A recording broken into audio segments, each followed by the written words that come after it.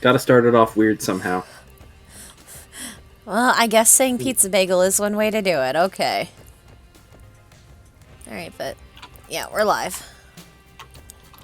I shall start the link bombing.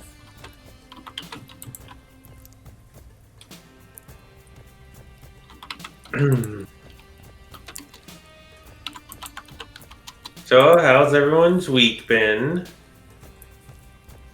It's been alright. Retail troubles as they go. But not too bad. Fair.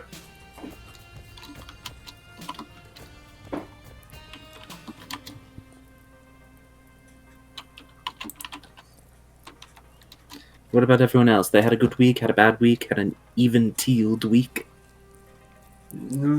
It's been meh here. I'm still fighting to figure out this one issue at work.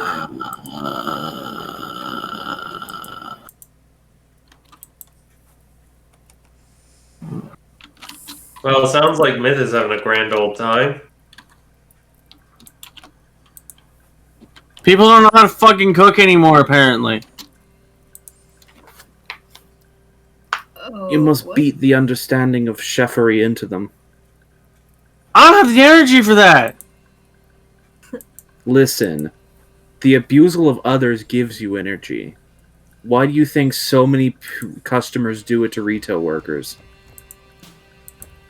Because the retail workers can't do anything in response? Correction, they're not allowed to, but they can. Yeah, they can't do anything in response without suffering the consequences thereof. Yeah, it just depends on if they get found out. No one looks in the trash compactor after dark. I don't know, the raccoons might.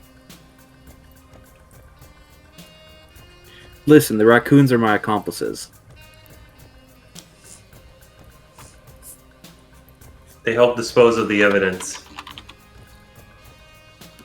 Or they could just drag a limb out. That one in particular was a snitch. So I'm saying you can't trust the raccoons. You just gotta teach them, teach the raccoons, snitches get stitches. Oh my goodness. Oh gosh. I can't help but think of Masked Singer last night. There's a raccoon on there this season. And that's all I'll say on it because I don't want to annoy everybody with Masked Singer talk. It's not really annoying. Well, it's also off topic too. There isn't really a topic to be on right now, anyway. Yeah, you asked about the week. I just, The Masked Singer is part of your week. I just have no context for it. Do you know what the Masked Singer is, Myth? I am aware of what it is, but other than that, I have no context. I don't watch TV. That's fair. I don't either. Neither do I. I sit in my room and stare at the wall. I listen to news, cooking broadcasts, and various YouTube shows, and I type. I know the cooking broadcast is also for you. That's just how I picture you study up for Lee.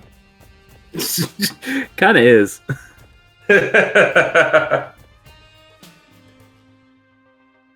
Like, I could absolutely see Lee, like, in modern day, that's all he listens to. So people look at him because, you know, he's a big orc, they're expecting some, like, dark heavy metal or something, and then he pops an earbud out, and it's literally just cooking podcasts. It's just listening to Gordon Ramsay explain how to make the perfect beef Wellington. Whoop. And just Lee just listening to it, just going, I could do better. This man swears a lot when he gets mad. When doing his instructional videos, he doesn't swear. Yeah, just when he gets mad. No, it's specifically on Hell's Kitchen where you got people who are He's chefs just mad when in- people claim they know how to do their job and then they don't. Yeah, it's people. That's fair. These No, people I are know. in the industry, but they do stuff like undercooking chicken. It's like you are being a health hazard, No. sir. Yeah, I know, because they have like the junior kitchen, and he's not at all like that because they're kids. He's Yeah. an absolute sweetheart in that one. He's very calm and patient with them. I think there was a clip where one girl had been having a panic attack, and he took her aside so she could calm down. He Yeah. specifically talked her through what she was trying to work on to help her with it. Yeah, or like when he goes into restaurants and they're just fucking terrible, and he's like, "What the fuck are you doing?" I still love the clip of like our microwave is our best employee here. So what he does, first thing he does is huck the microwave out the window. Our microwave is our best employee. You're fired. Figure out how Now to the cook. rest of you have to fucking improve. Pretty much. So it turns out that in the kitchen, Lee becomes Gordon Ramsay. If you say you know what you're doing and you keep fucking up for no reason. No, if you say you know what you're doing and you keep fucking up, unless Lee likes you, you have to leave. Yeah, he just picks you up and puts you outside. He grips your head like a baseball and puts you outside. Please don't come back. Oh, this isn't- You're interrupting the workflow. Please don't come back. I don't want to have to get violent. Huh, this is an interesting visual representation of the different types of tangs. Tang being the part of where the metal of a blade, be that a knife or a sword, goes into the handle. I thought you were talking about the drink mix, and I was just like, they make more. That's than also orange on there, Chang. though. That's okay. also on the picture, though. Yes, where the joke of it is that it also lists Tang and Wu-Tang. But, yeah, that's one of the things you always got to be kind of wary about if you buy swords online, is if you can, try to disassemble them and see what the tang is. Because if you have what's called a rat tail or half rat tail, then don't swing that thing ever. But what if swing? Then you Right. risk throwing your sword blade into your fence or into someone else. Nice. Honestly, yeah, I don't see what the problem is here, Armor. Listen, sometimes a man wants to commit accidental murder on purpose. That's Yeah. not how you do that. Listen, sometimes I want my murder charge downgraded to manslaughter. Okay then. No. But what a rat tail and half rat tail tang are is that you have someone in some Chinese factory or any cheap labor factory, I should say. And where they will make the sword blade machined out of something like stainless steel, and then rather than make a tang, make the part of the sword that will go into the handle and then cap it off and hammer it off at the end to make things as fast and as basically as mass produced as possible for something that's not supposed to be swung. You All of just your take ornamental anime blades. Yes, you just end up taking a long piece of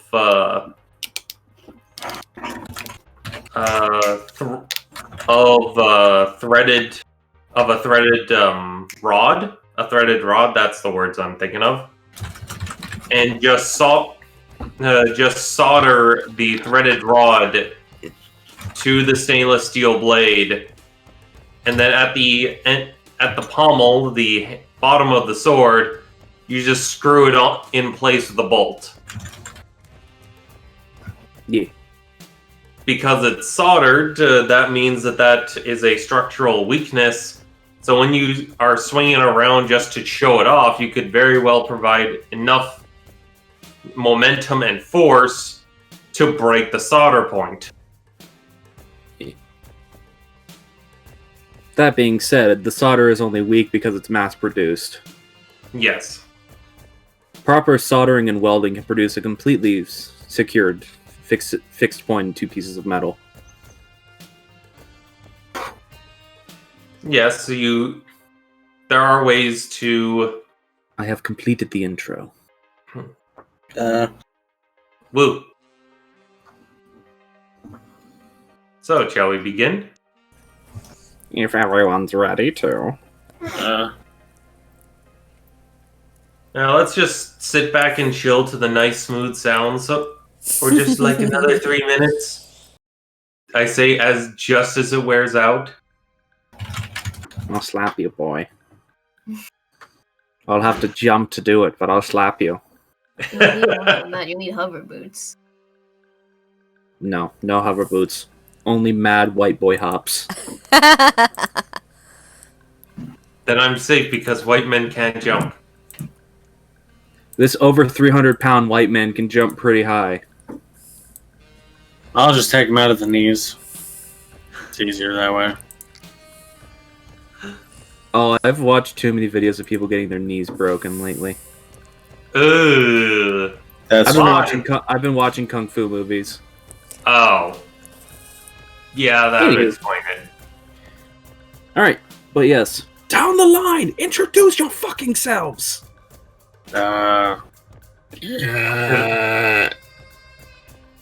Nice.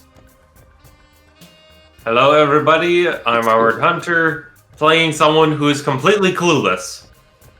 On to the next person. Dang it, I was in the middle of a cracker. Hi everyone, I'm Danny Boop. I am Stremmer. I'm playing Tired Dad Man.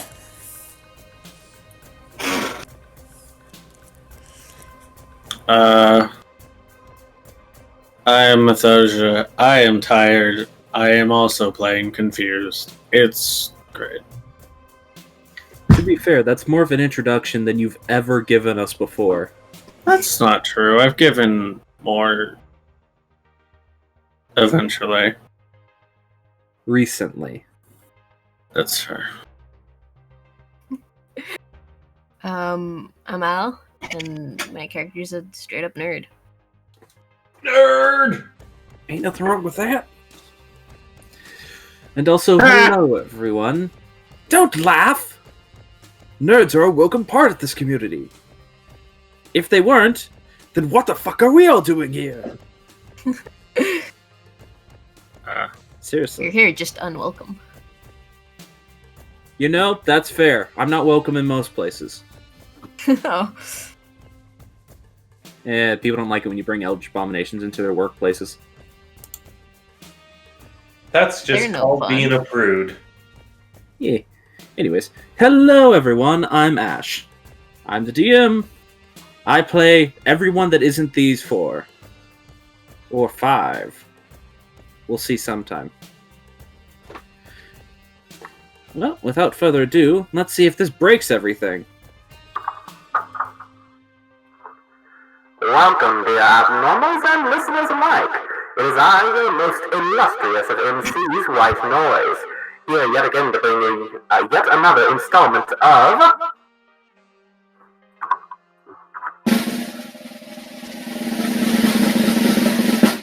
The Ada Report! Don't laugh at me. It throws me on my rhythm. This week we have something fresh and new for a change. The Ada Project has expanded and added into their repertoire an entirely new unit. We're still waiting on the specifics to flow through that oh-so-lovely bureaucratic pipeline. For now, dear listeners, we only know for sure that this eclectic group of racial dynamics of a Delkin, a Tiefling, a Leonin, and a Lizard Folk. Quite the mix. And immediately a new case to boot. Let's see how these new folks handle a brand new experience. Alright, so we're jumping back into things where we left them off as the sirens start blaring around you, warning that an anomaly has been detected. Does anyone else remember where we left off? We left off with saying, okay, let's get you geared up and go for some on-field training. Alrighty then. Yes. And then things went bad. Well, they hadn't gone bad yet. You don't know if they're bad yet. Hard to say. Alrighty then.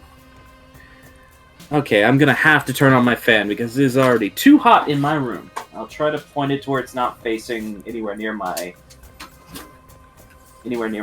microphone though. Alrighty. Hopefully that's not too loud. But I need some airflow.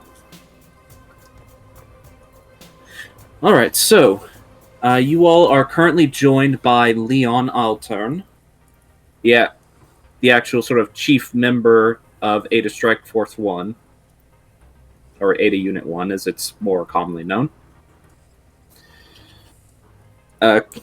He's after the alarm starts blaring and they give you these tell that they'll be giving you this sort of on-the-job training, as it were. He immediately leads you to a hangar not too far from the room you all were just in. It is another similarly fairly large room, and it's actually the same room where you all have been hearing these sounds of banging and clanging earlier. Inside, as soon as you enter, you can immediately see that there are several large vehicles parked within this hangar. People constantly working on them, sparks flying, the sounds of auto wrenches turning. But upon your all entry, the sound sort of dies down for a second as a dwarvish gentleman steps forward. Alrighty then, I've heard the sirens. You'll be heading out? You look green. I am familiar with the hunt. Not sure about the rest of these. Oh, green like noon. Okay.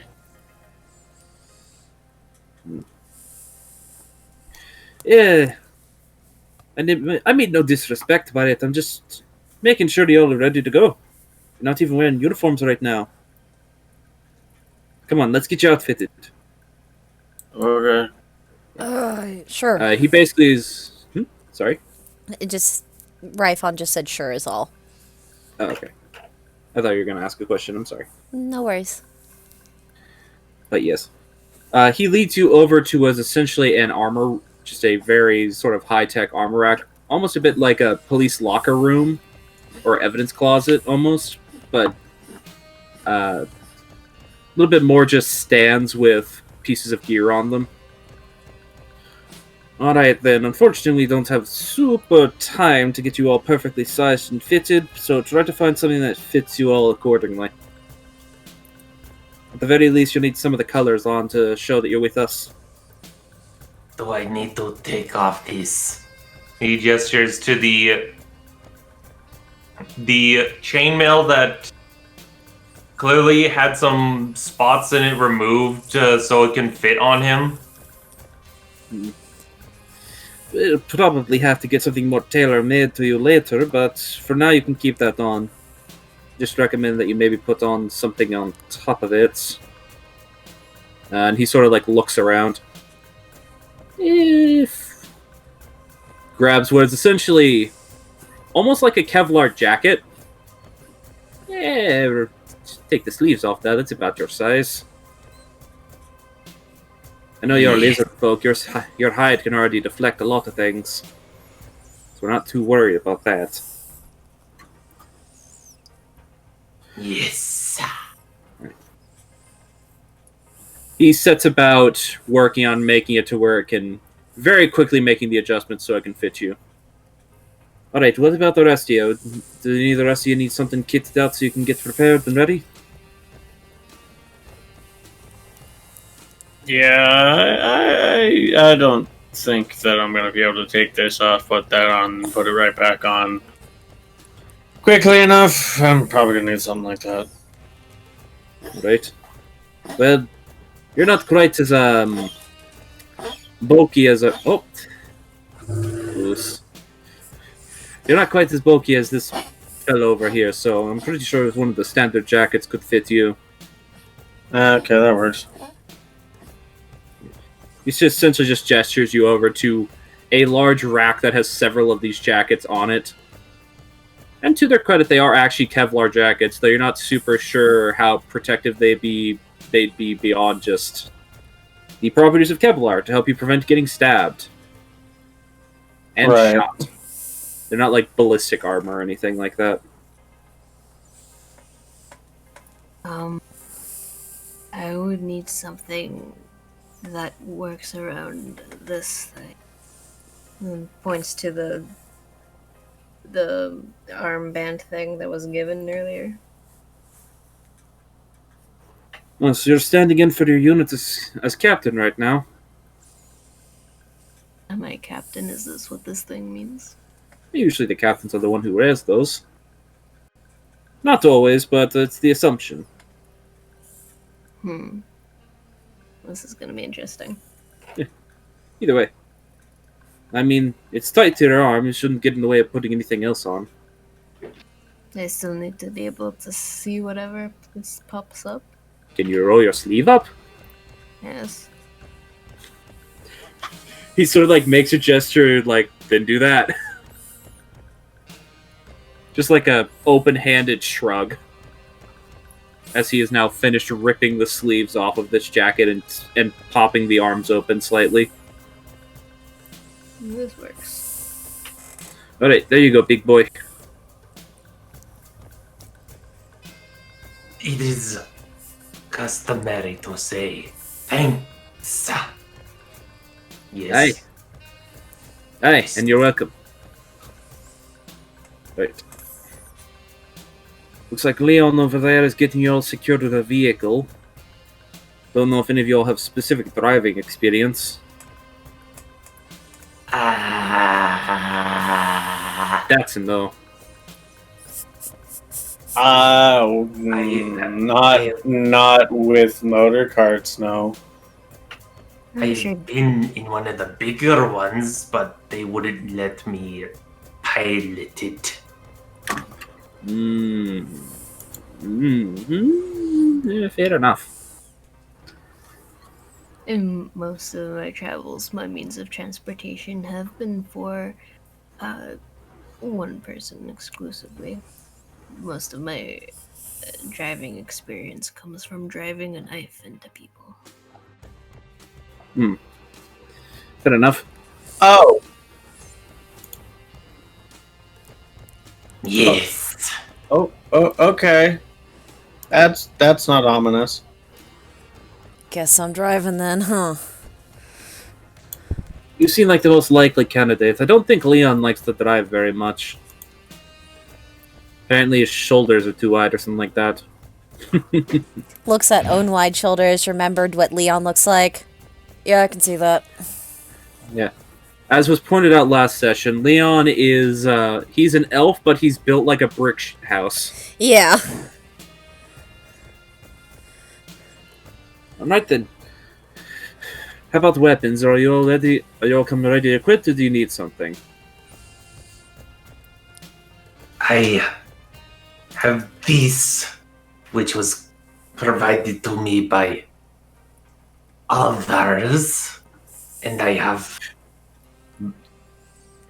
those, the weapons of my clan. Indicating to the Morning Star, and then two very kind of rough-looking hatchets that serve as hand axes. Alright, how about the rest of you? Cerulean, Go ahead. Rifon just kind of opens up his leather jacket to show the special holster he's got for his twin kukuri blades. I forget exactly which type of holster it is, but I always want to imagine it's like the one that keeps them at hip level but behind you. Yeah. Like, he shows the straps for that and then lifts the back of his jacket and turns a little bit, be like, I got these. Alright, so you're pretty well equipped. I'm assuming those are your specialty. Yeah. Fair enough. How about you, Kitty, and you, Blow Boy? Unless you're suggesting a crossbow and a spear isn't enough. Well, the thing is, it's just like, he's not certain of what equipment you guys had on you. Because I was not entirely certain of what equipment you guys had on you, because brain not good. Oh. Yeah, you should be good. And you, Kitty? I've got my hammer and my shield. That's what I usually use. I don't know if we'll need anything else. Yeah. All signs indicate that whatever threat you're going after, it's not super dangerous, so you should be good. As long as you're wearing the proper colors, no one will question you too much on sight. Isn't that what the badge is for? That's for presenting to people to make sure that they don't question you in depth. Wearing the proper colors make sure people at a glance, at least if they know Ada as a group, tend to understand that the situation probably should lead to them getting out of the way. Alright. Rifon will take off his leather jacket and put on one of the Ada jackets, which I assume it would be the same protection level as his leather jacket. Yep. They serve the purpose as being leather armor. Okay. For all intents and purposes, but they can be donned and doffed in an instant. Okay, so yeah, he'll just go ahead and switch that and stuff it, like, carefully put his jacket into his backpack. Alright then. Alright, well, looks like Leon's got the car ready for you all, so go on, get. Be safe. On to the hunt. On to the hunt. We'll deal with actual introductions later. Just come back alright. No promises. Cerulean just kind of does a two-finger salute. Ah! See, I told you guys I was gonna goof. It happens. Good thing that's this character's middle name. This character's got lots of names. I don't fault you for calling him anything. Yeah. But yeah, Rifon just does a little two-finger salute to the guy. Alright then. Kovgum Right. ends up walking like a full 10 feet away before realizing, oh wait, then turns around and holds up a hand as in like, I've seen people do this, hold up hand as reassurance, and then turns around and leaves. Perfect. Alrighty then. As you all turn around, I don't know if you specifically wanted to do anything, Myth. Yeah. Okay. As you all turn around... Sorry, I had to open something. The vehicle that Leon has secured for you is... I'm bad with car actual names.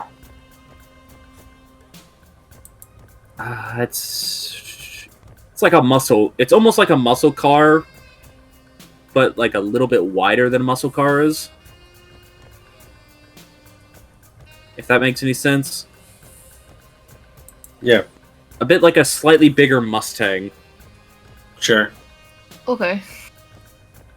I had to think about it for a second. Yeah, it's a bit like a slightly larger Mustang car.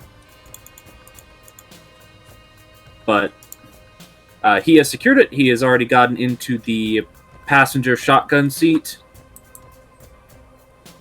Whichever one of you wants to get into the driver's seat then can. And the back seat is actually wide enough for the three rest of you to go in there. Kovgum Sit gets middle for the seat. most part comfortably.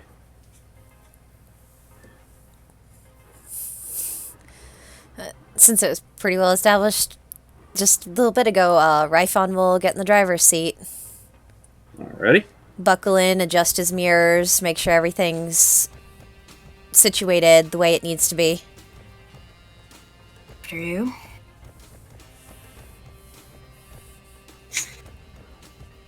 Like how Coke just like climbs in the middle, so Zari just gets on his right awkwardly. Fair enough. I just climb in the last seat available. If I remember rightly, both Kovgum and Zadi are kind of big big fellows. Mm-hmm. Yeah. Yeah, so Aliu, you're getting a little squished towards the door. Just a little. Good thing he's skinny. Yeah. It works because you're skinny. You're glad you're not in the middle. Yeah. You're not sure what that experience would be like. Oh no. I want to picture Aliu just squished up against the side, and then Kovgum just sitting there like, this is nice. Blank eyes staring straight forward. Thing we're not claustrophobic. It is a good thing. As you all get yourselves loaded into the vehicle, Aliu, you actually hear a little sound from the device on your wrist. And Ryphon, the monitor that is in the center console of the dashboard actually lights up. Ah, Does this thing connect to the car? It appears to. It appears to be giving you a general location for where the anomaly is being detected at the moment. Is there any other indication than the sound on the wristband thing?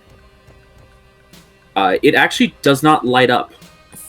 It just made that sound, and then and for some reason, after it made that sound, the screen in the car lit up. So for now, it's still just a fashion accessory. Unfortunately, yes. Okay, cool. Just wanted. It actually has lit up, though. And the current area it is displaying is still in the central district, but further towards the west side of the city. And it appears to be bordering on the Fey Dominion.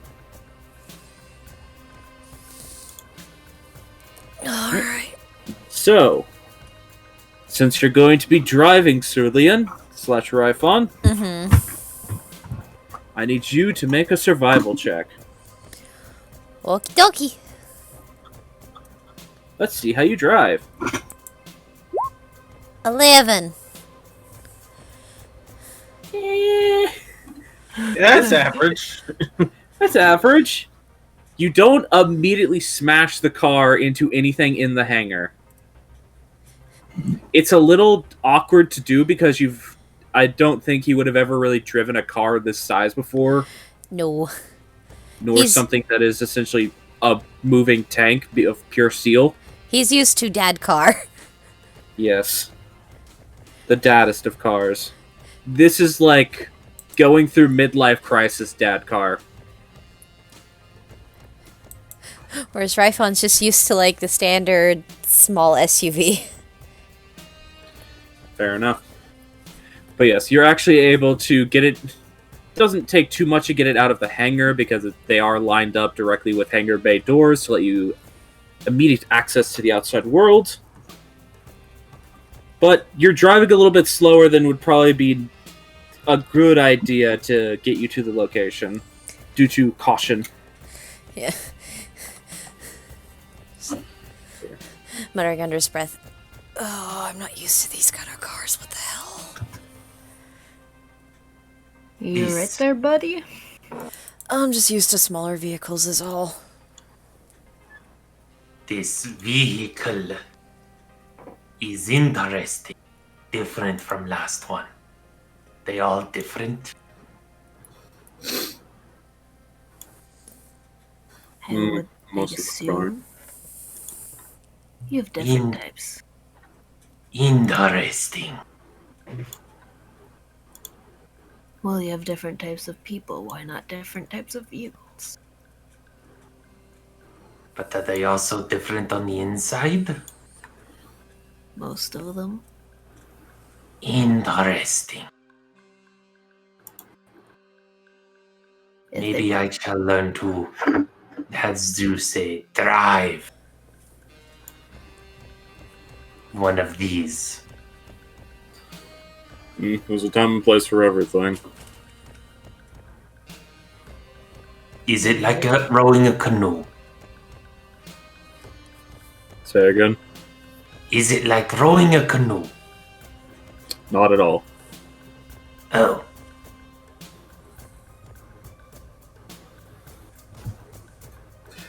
He says nothing more on the matter.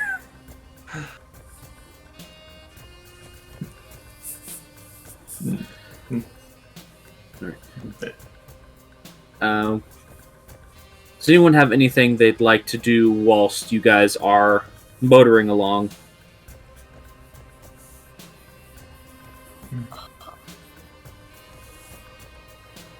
Not particularly. This is very strange.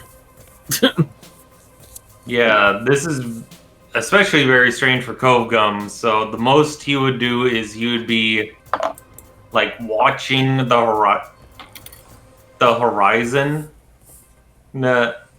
Admittedly, Hunter Sense is thinking identify locations where there are nests. Alright. But just looking across the looking outside as we pass by buildings and such for anything particularly unusual Alright. that they would Go- drive by.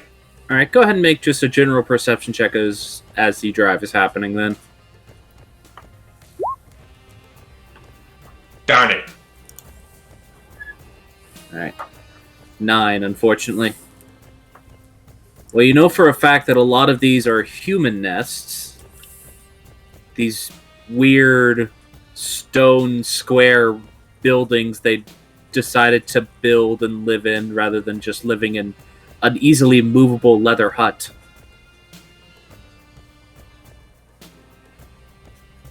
Does Still anyone trying to know? wrap their heads around why they've decided to build such fortifications that just cannot be moved easily or easily repaired in the case of attack.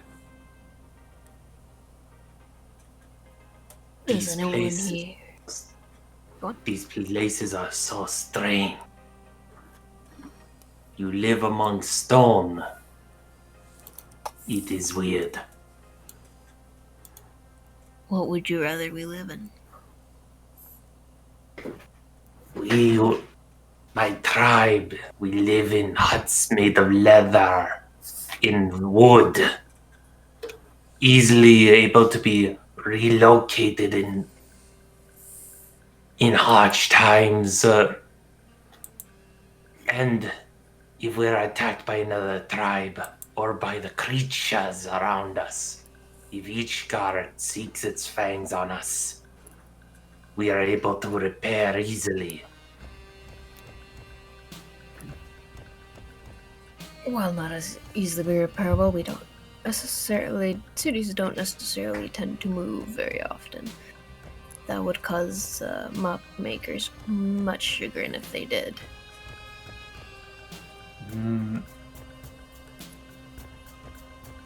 Yeah. Like he just starts processing that information and doesn't know what to say.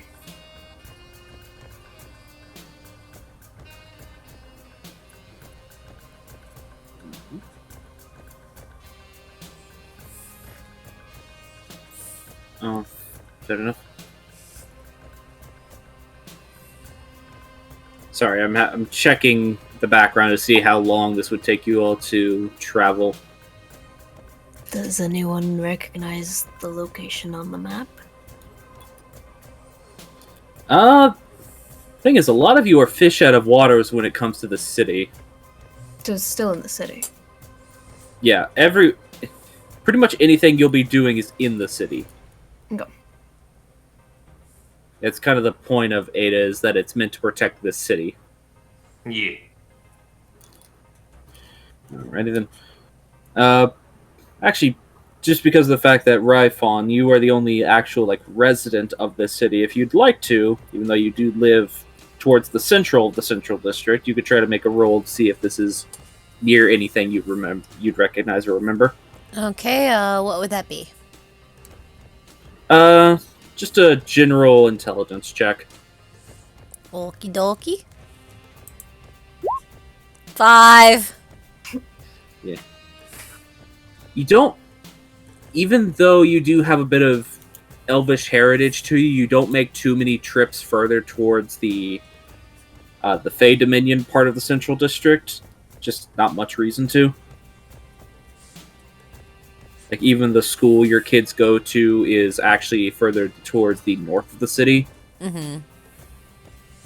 And I imagine his father and stepmother don't live as close to the Fey District as you'd expect. Not really. They're not... Again, you could be anywhere in the Central District and be able to get to most of the other districts pretty fast, unless you're in one of the outlier regions. Yeah. Which you guys are currently moving towards one of the outlier regions. Yeah. But... excuse me. They actually do live kind of closer towards the actual proper Central District like you do. Yeah. Anything?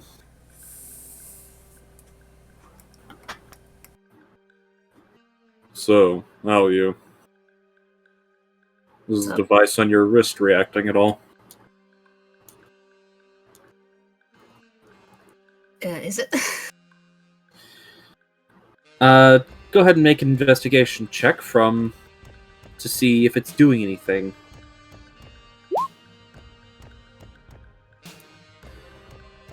Not much has changed other than a single light has come on since the last time you looked at it. Well, it's gone a little bit brighter. It's like a single bead of light on the flat screen. Well, it's not a flat screen, it's like bent around your arm, but you know what I mean. Right. A single little point of light has lit up on its surface. Yeah, no, that's not much change, just a single little bit brighter. So it actually has a light on. I guess it does. Alright. Try tapping that. Tap. You give it a little bit of a poke. It makes that same little confirmation noise, that bling, as the screen itself fully lights up now. Displaying a little bit more detailed information about what the other team has encountered so far. So far, they're reporting that whatever it is small, fast, and blue. They haven't been able to get a proper lockdown bead on it yet, though. Is it a hedgehog? Hard to tell. The image they're showing just appears to be showing a little blue blurry thing. Could be a suspiciously fast hedgehog.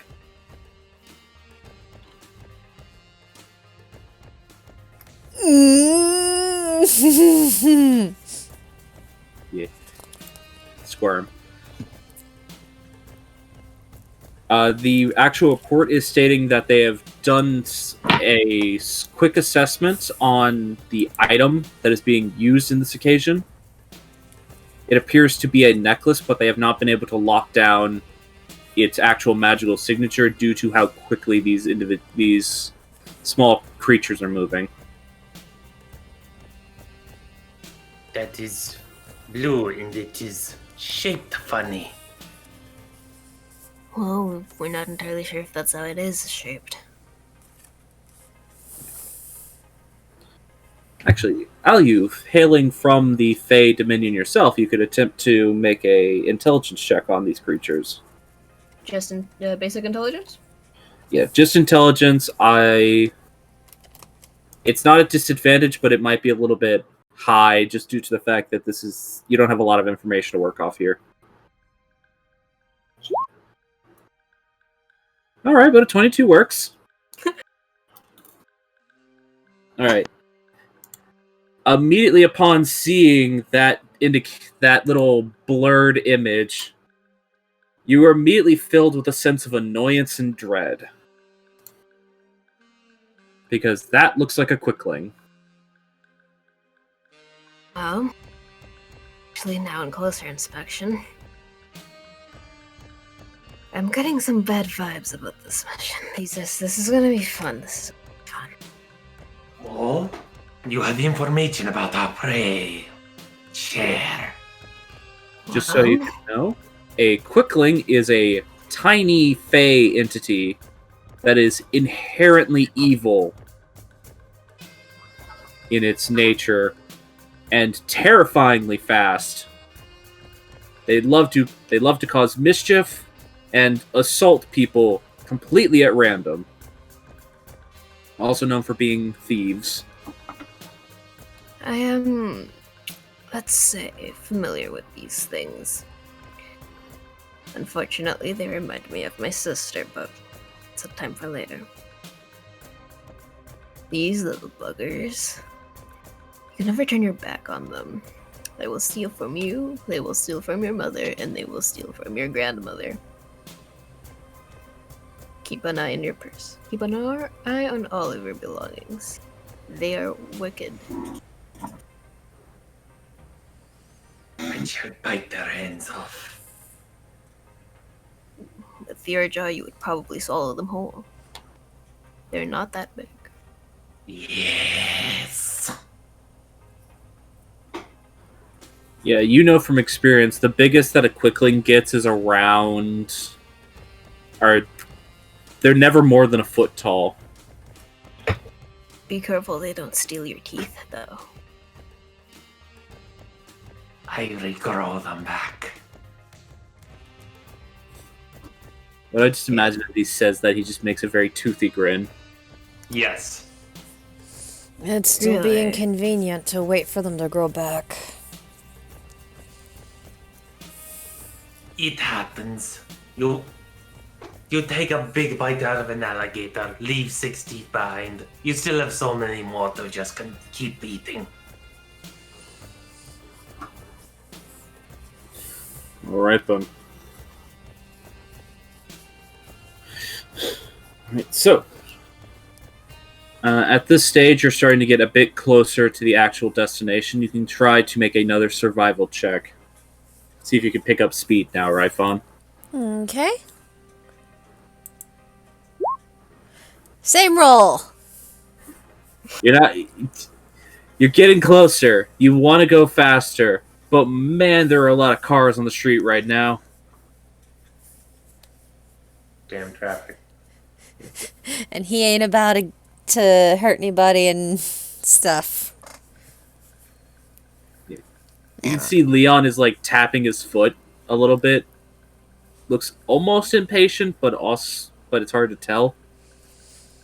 Apologies, sir. I'm not particularly used to these kind of vehicles. I just know how to drive is all. That's fair enough, son. You don't appreciate our company, sir? It's not that I do not appreciate your company. It's that any longer you spend letting an anomaly run amok, the more damage it can cause. More damage than a traffic accident. There's a reason we operate with a lot of jurisdiction. My brain shut down on what I was trying to say. That fancy word you use. Jurisdiction. Yes. There's a reason we operate with... My language is failing me. Reset the brain. Drink the Coke. Do I mean soda or do I mean drugs? Who knows? When I heard reset the brain, I was thinking the next thing I would hear would be Ah, yes, progressive recalibration. Wow! Drink the conch, receive the bonk.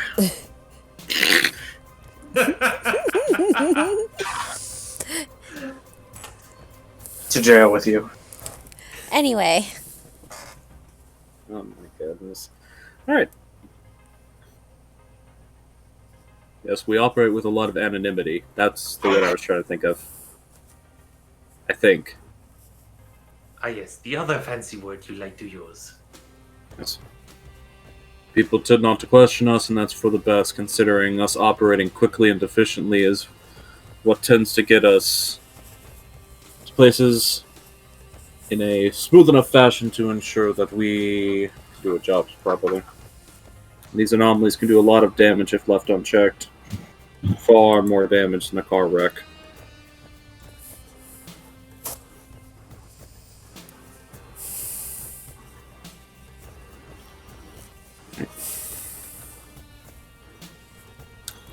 Alright, so if y'all want, we can just move ahead a little bit. Yeah. Alright. At this point, conversations are still awkward. I understand that. Yes. So eventually you get to the point where the car itself has intersected, not oversected. It has intersected the overlay that is on the map currently. And you do actually start to hear sirens in the distance. I guess we're getting close. Is all that noise in relation to the anomaly? More than likely, it sounds like Ada sirens. That is still a weird word to say. Ada or sirens? Anomaly. Oh. So neither. Alright. Yes. Is where jurisdiction falls. You should get used to saying it, Kovgum. Yes, I will try to.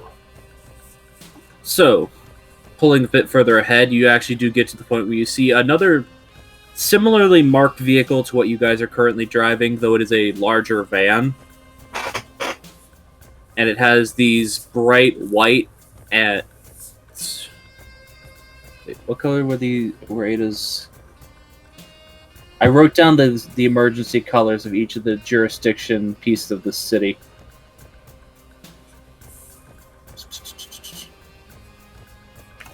No, white and gold was a different people.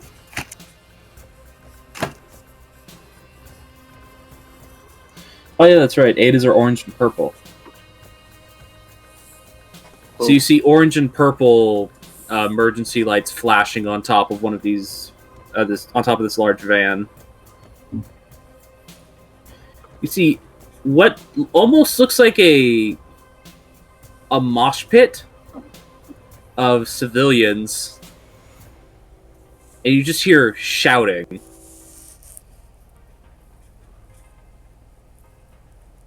All right, this is our stop. All right. And Cerulean will, just stop the car, put it in park, all the stuff you're supposed to do.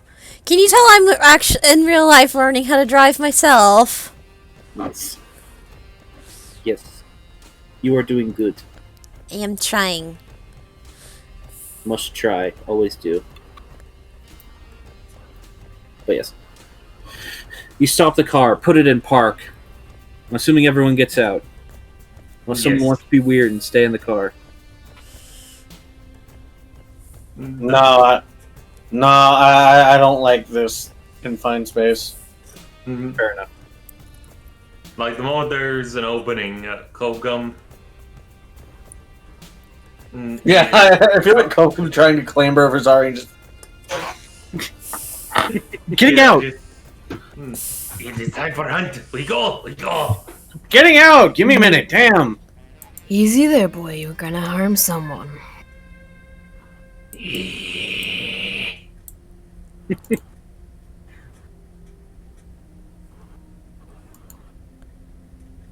That moment when you accidentally play an audio track that's way too loud. Alright, so you all get out and start heading towards this crowd. You can definitely immediately hear the sounds of weapons clashing. And you just sort of hear over like the commotion of just people sort of just chattering or shouting into the center of the circle. Just hear another group of individuals just going, "For God's sake, hold the damn thing still! I can't hold it still. It keeps getting away from me." Just general sounds of frustration. All right, boys, ready to put on a show?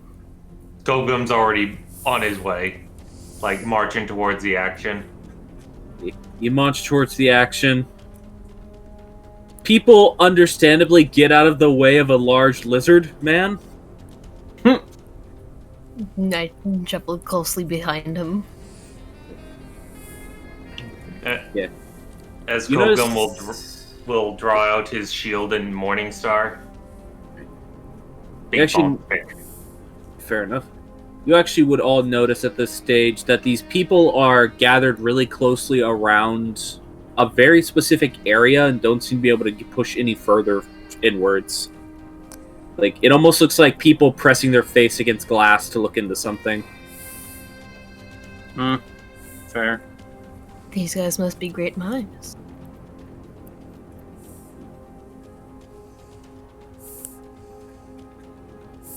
Now I'm just picturing Gogum gets people to move aside and then walks face first into whatever this is. Yeah. This is. Yeah. Slow Uh, down there. You don't want to slam into this.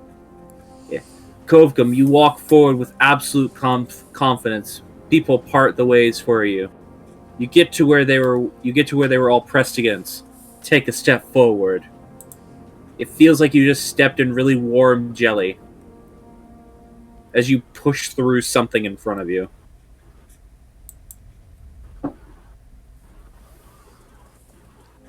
You can already see that in front of you there is a group of 3 more individuals who look as though they've been in a little bit of a brawl.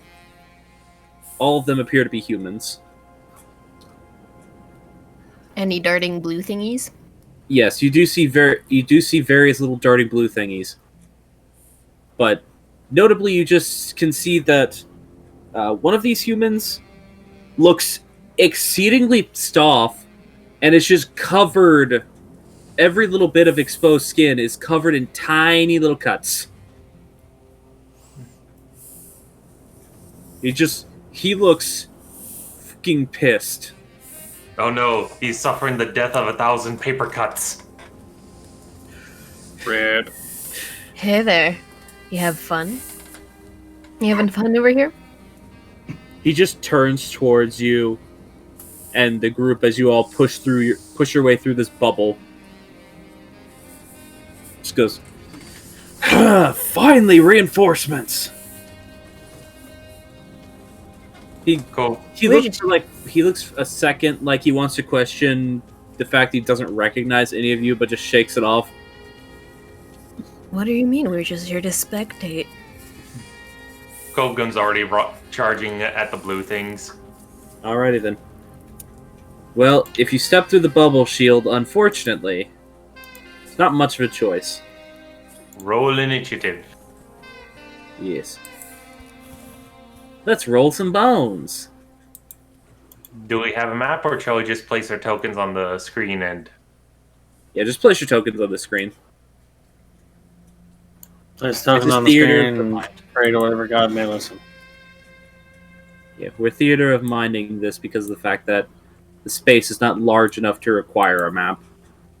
No, I didn't. Let's get some more appropriate music playing. How does everyone feel about metal? I That's like. cool, but how do I do this? You click and hold your character's name on the side and drag it onto the cheat. On the side. Like you open up the journal. Okay. Yeah, in the journal, grab your character sheet and pull it onto the map. Oh. That'll place a token for you on the map. Now click on your token on the map so Yes. it highlights. Go into your character sheet and click the initiative button. Time for some beauty. Yep. Perfect. That's unfortunate. Listen, he's really ready to Whatever. go, but these things are really fast. And we already saw that how fast he can react to things with the ball. Doink! Ow. And also the whiz pass. Then grab. Be fair, we all failed that at least once. Yeah, What do you that's mean? all- I didn't. What? Oh, I didn't try. Yeah, Yeah, you that's fair. technically can't fail if you don't try. Those of us that attempted failed at least once. Ooh, that is a really good initiative roll for Quicklings. Gee, I wonder why they got that. Well, they rolled an 8. They rolled an 18 and have a +6 to initiative. Yeah, Quicklings. They're a CR1 monster, but boy, do they not have anything other than the health of a CR1 monster. I mean, to be fair, Will-O-Wisps are like a CR3 and they have a dexterity of 28. Yeah. Didn't do that messed up. Alright, It's just terrifying to think about. the other Ada group.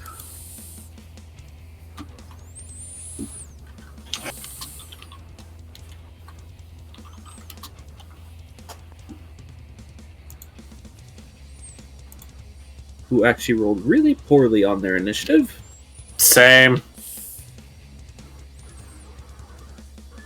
Mostly because I did a group roll for their entire group, and their average dex bonus is not great. Hey, they can't do worse than me. I mean, They do Maybe. have a positive, so that is correct. They cannot do worse than you. all they would have to have is a neutral. No, To do- even if they rolled a 1, they would be higher than him. Well, yeah, I know, but even if they only had a +0 and they rolled a flat 1, that would still be just a 1. And they Instead would of still anything go lower. before me. Yeah.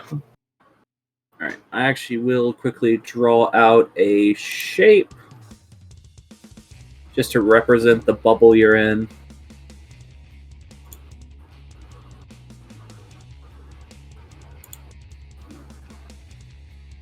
Would someone be a deer and put for me a 40 diameter line?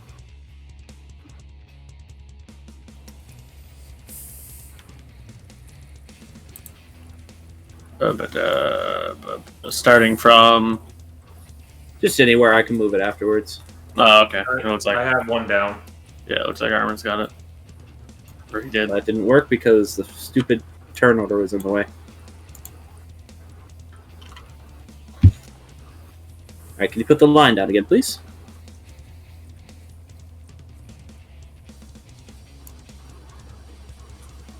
I'm holding.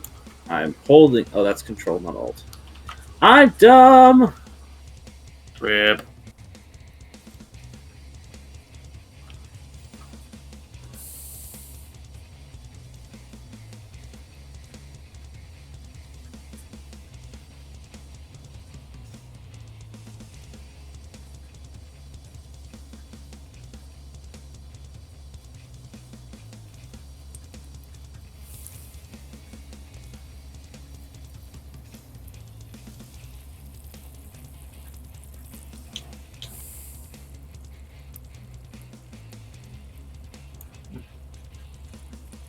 Oh, y'all figure this out. How do personalized token? I sent a link in the game chat. Get piece of artwork. Go to token stamp. Yep. Go to Yeah. joke. Insert art into token stamp. And then, yeah, you can download a token, and then all you have to do is just upload that token to your character sheet.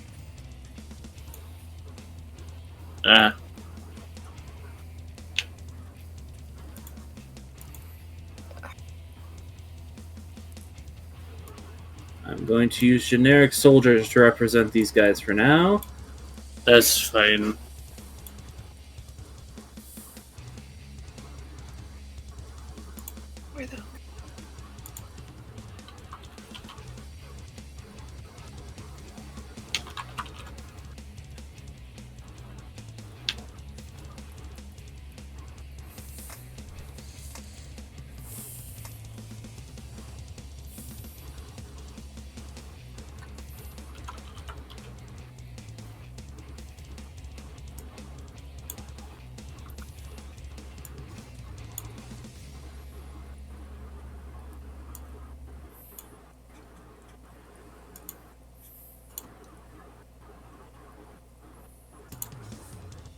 Nope, I'm just trying to find it in my downloads. It happens.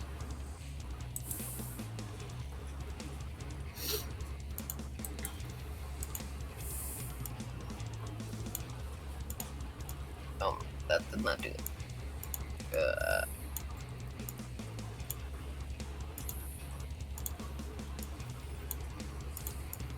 Here we go.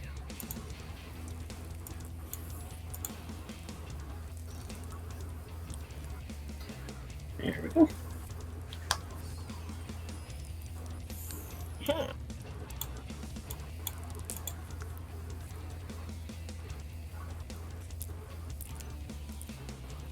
I'm just picturing Kovgum running in. The eyes have completely dilated for his target, and he's running forward, open mouth. If you'd want to, you can actually position yourself to where you're right up against the front, the very first one of those quicklings, because you did move so far ahead of everyone else. Whereas everyone else would be kind of at the edge. Yeah.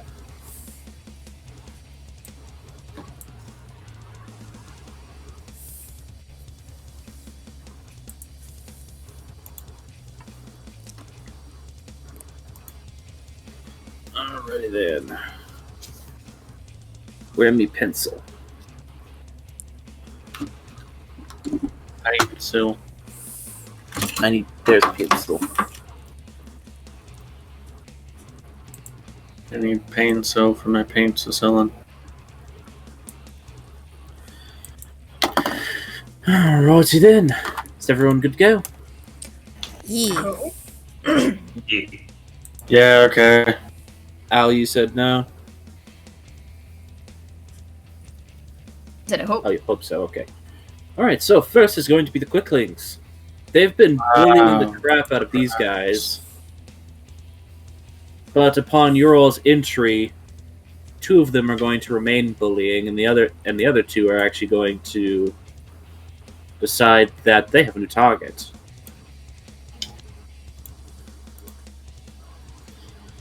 Alright. Kovgum, what is your AC? His AC with his shield drawn is 18. 18? Alrighty.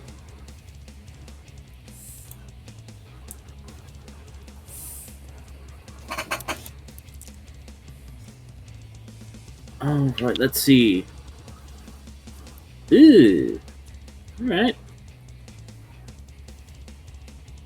So that's going to... I rolled... I'm going to roll severity twice. Yes. Because both God of them did damn. roll a single natural 1. However, one of them did hit you with a natural 20. Oh. Hey! I have to That's- do the natural 20 roll first because it happened first. That's fair. Alright. Big oofs all around. So the natural 20 hit deals to you. Oh, I forgot they have a high modifier for damage. Yeah. Ooh. Yeah. Plus 6 yeah. men. That deals. I am failing at math. I swear I know what I'm doing. Alright, that would deal 13 points of damage with that natural 20. Ooh. Ouch. Nice big boo boo. That's a lot of that's a lot of ouchies right there.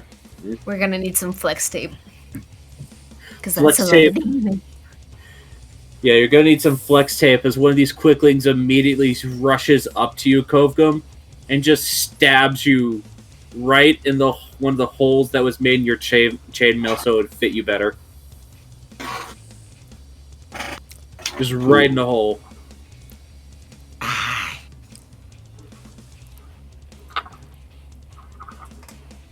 Alrighty then. However, now I have to roll the results of the 2 natural 1s.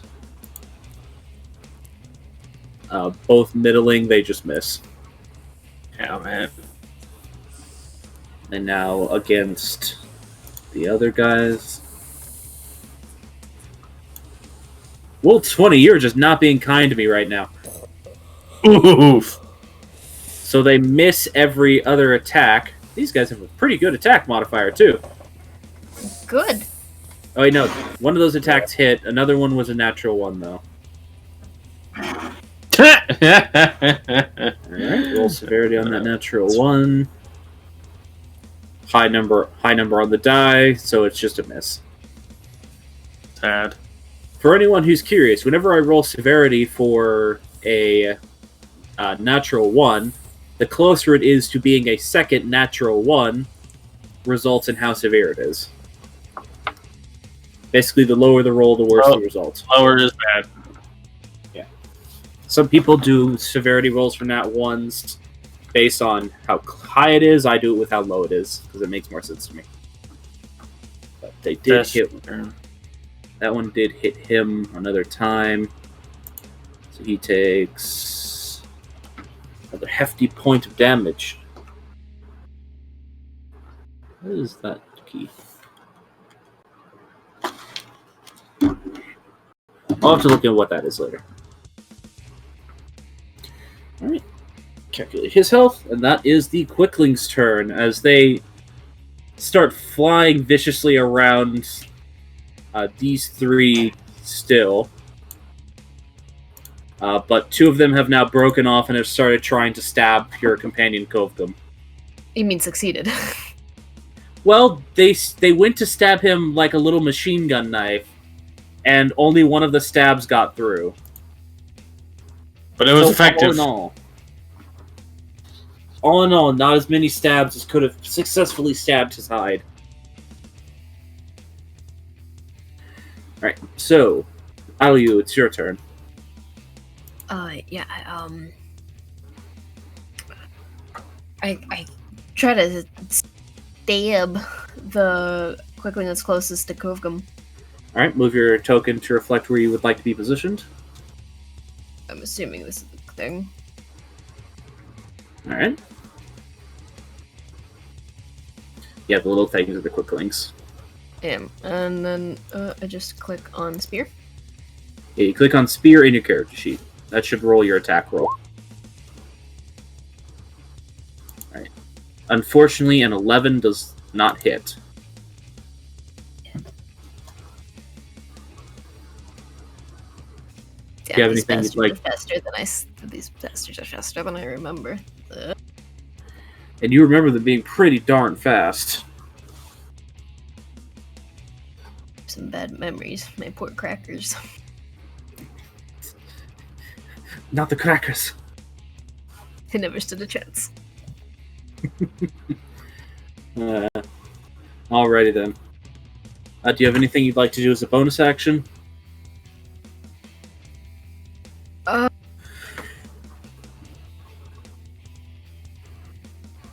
No. Alright.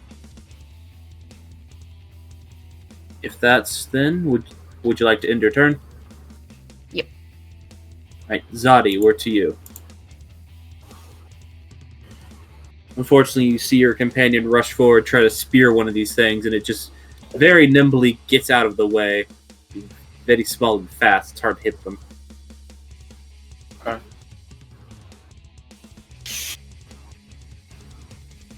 Oddly enough, they don't seem to be blurring the same way they did in the picture that was taken. Well, pictures are weird, so that's yeah.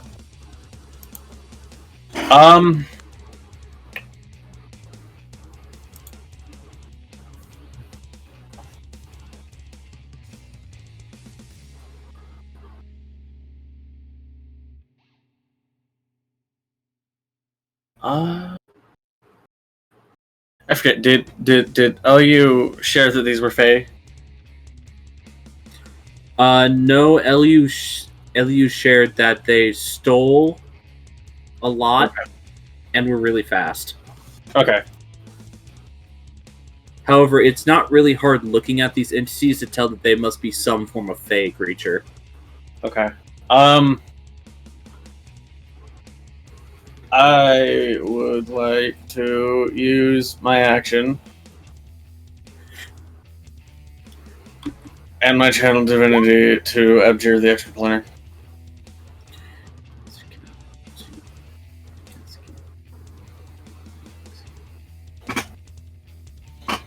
What is it? Watcher Paladin. D. I've never read about Watcher Paladins before. Yeah, they're Tasha's. So it's save against being turned. Okay, so it's just a turn. Yeah. Alright. What's your spell save DC? 13. 13? That's a wisdom saving throw. Yep. Wisdom save DC 13. Okay, they have a +1 to wisdom.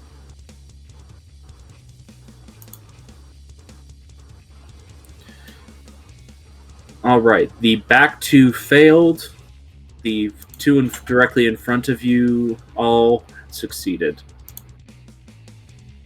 Okay. What's a good symbol to represent turned?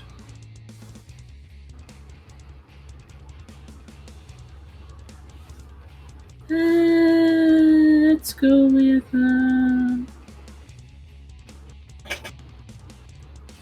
let's go with foot running. Sure. So on their turn, they will be turned. But run fast good. What the fuck? For reasons that's going to be interesting. Yep. That'll be all. That will be all. Ada Units 2 time. They're just going to try stabbing these little creatures. This guy is going to make an attack against the one directly to his right. That's fine. Miss horribly. So he rolled a 3. Beautiful. Beautiful. No modifier in the world will help him. You love to see it. This guy in the red is going to attempt to stab the one directly beside him. And he was a natural 20. So that's pretty good. That does end the turn effect. It also ends its life. Okay, that works too.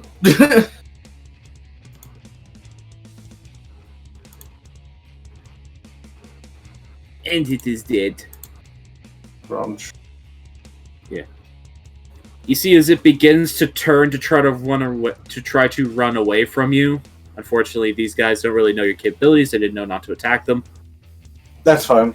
But as it starts to turn to run away from you, he just takes advantage of that moment to essentially take the flat of his sword and bash it into the ground.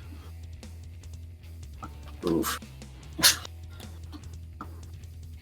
And this guy is going to attack the one that is between himself and Kovgum so that he can have advantage.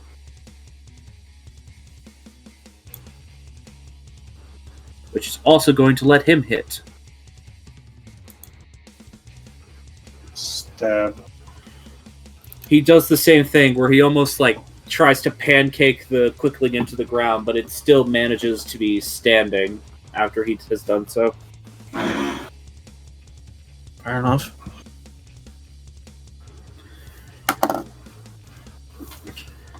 Alright. Did I fall? I'm just checking distance real fast. Okay, yeah, that's definitely in my... I just didn't want to check it until right beforehand because I knew it would be quick. I already know what I'm gonna do. Fair enough. He's just gonna swing up around here and pull out his kukris. I don't have a fancy way to describe what they look like right now, so description pending. But he's just gonna try to slash at him.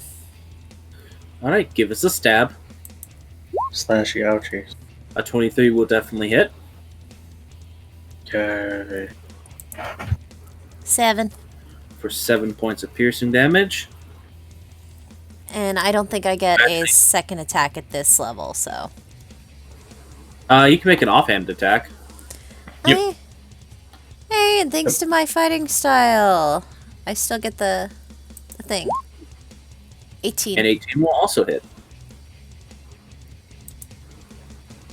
Didn't we say that your cookies are going to be slashing damage, not piercing damage? I haven't changed it, I'm sorry. It's fine. I was just wanting to confirm that because I thought we agreed. Yeah. I can change it. All right. How would you like to end that one? Just like. Basically, he's just like, oh, well, gotta get this job done. Just comes in and basically a bit like. With grace, you wouldn't expect him to have. He just kind of comes in, whirling, and just one slice after another, just kind of slashes at it, and then it's gone. Fair enough. Like hedging weeds with a pair of large garden shears, you very swiftly bisect this creature. Yeah. You would feel guilty about it if it were not for the fact that, upon looking at these things, it's not hard to recognize that they are one of the mindless types of creatures. Yes. Explain that more later. But it is dead. That is the wrong thing to open. I need it to be dead. Okay. Pardon me. And I switched it on. I switched it on my sheet to be slashing instead of piercing. So. Alrighty.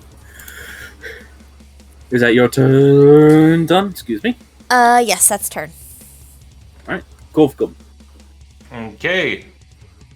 Kovgum is going to look hungry at this little thing that stabbed him. Yeah, stabbed you right in the armpit, too. And since it got so up close, he's going, as it pulls away from him, gonna trigger Hungry Jaws. Alright. Go ahead and make your bite attack. 13. I don't think that'll hit. Yes, unfortunately a 13 will not hit, even with the advantage. I am sorry. You go to snap down on the creature. It had been, partially hammered into the ground by the other guy, swinging his sword flat at it. Unfortunately, it notices you just in time, manages to slip between your teeth. And that's okay, because that was his bonus action, and he's going to follow up with the golf swing. 14. I guess that doesn't hit either. Unfortunately not. Damn. You tried to go for the bite, and unfortunately it threw you a little off balance for when you went to try to golf swing at this very fast little creature manages to sidestep out of the way of your golf swing before you get a chance to land it. Okay, that's turn for me. Alrighty. Quickling's turn again. This one is turned. Oh. Now here's a question. What is supposed to happen with that ability if they cannot physically get 30 feet away from you? It can't willingly end its turn, but since it can't move anywhere else, it would just take the dodge action. Okay. Like insofar as, unless something is preventing it, it can't stop within 30 feet, but since it can't move any further. Yeah, you're standing in the middle of a 40-foot wide bubble, and this bubble was specifically put up to prevent these creatures from getting away from them again. True, but that means it can't attack, which is the main... Well, it has taken the dodge action. You actually notice as where previously it was not performing that weird blurriness that you saw in the pictures of it, as it sort of readies itself to be struck at again, it starts blurring in place.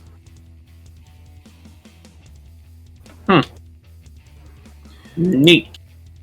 Meanwhile, the Quickling that has been hammered into the ground next to you is going to attempt to stab you because you did magic and it did not like that magic.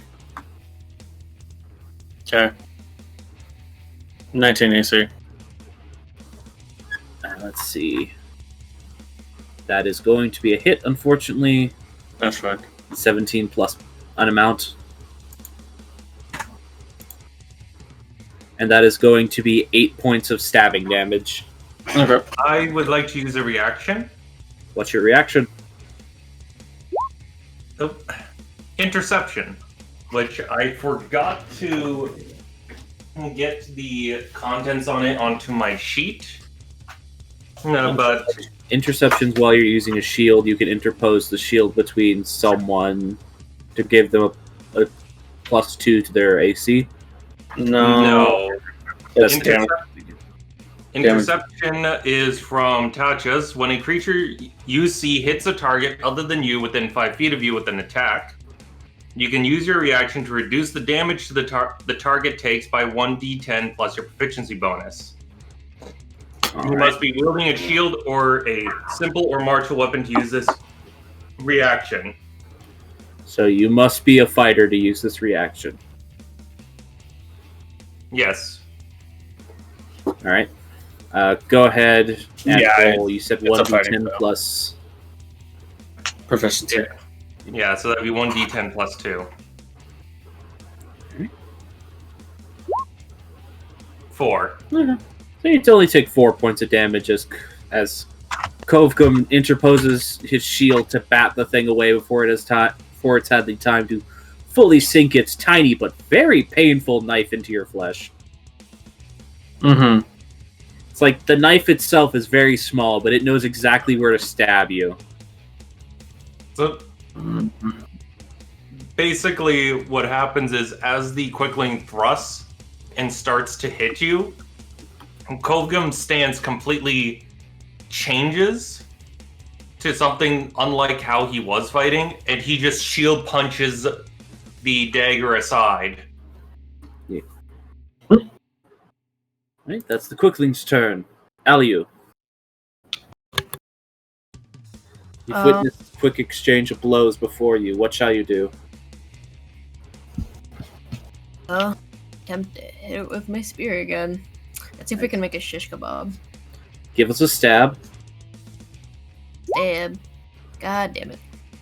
Unfortunately, you go to stab it at the same time as Kogum goes to intercept it to prevent it from stabbing Zadi too much, and it both gets pushed out of the way and uses that momentum to push itself away from your spear before you can land your hit. That's annoying. I guess end of turn. I'm not sure if I can attack twice. I don't think so. Not with a Not yet. Fortunately. Yeah, so no. Yeah, can't do anything else. Alrighty. Zadi. They just stabbed you. Yeah, it's a little annoying. I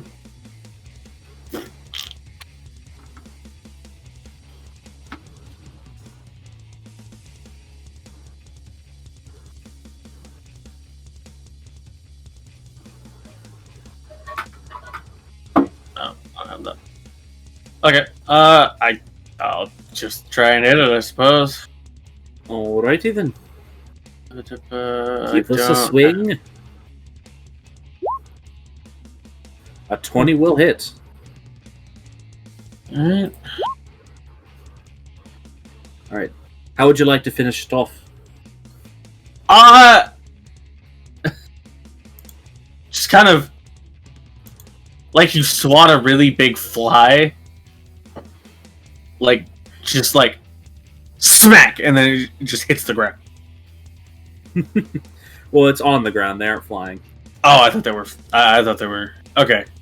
Then yeah, just smash. Alrighty then. Just very quickly, as it's been dodging out of the way of all of your allies' abilities, just ducking and weaving between them. It lands on its feet to take a breath for a second. You're just like, no. Basically. And pummel it into the pavement. Yeah. Alrighty then.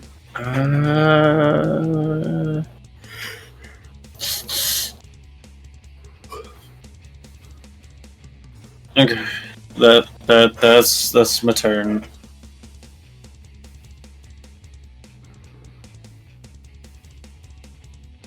Alrighty then. Unit 2.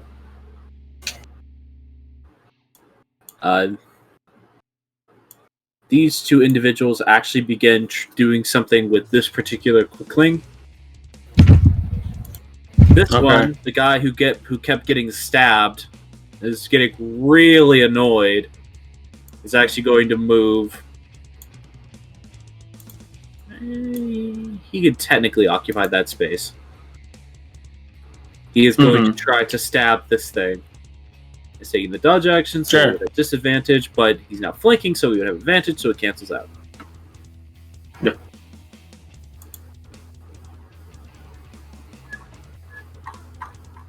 What did he roll? Not high enough. He does not hit the quickling. Again, he's just... Clearly, he's a little too angry to really be aiming his strikes. He's just swinging to swing. And just completely misses.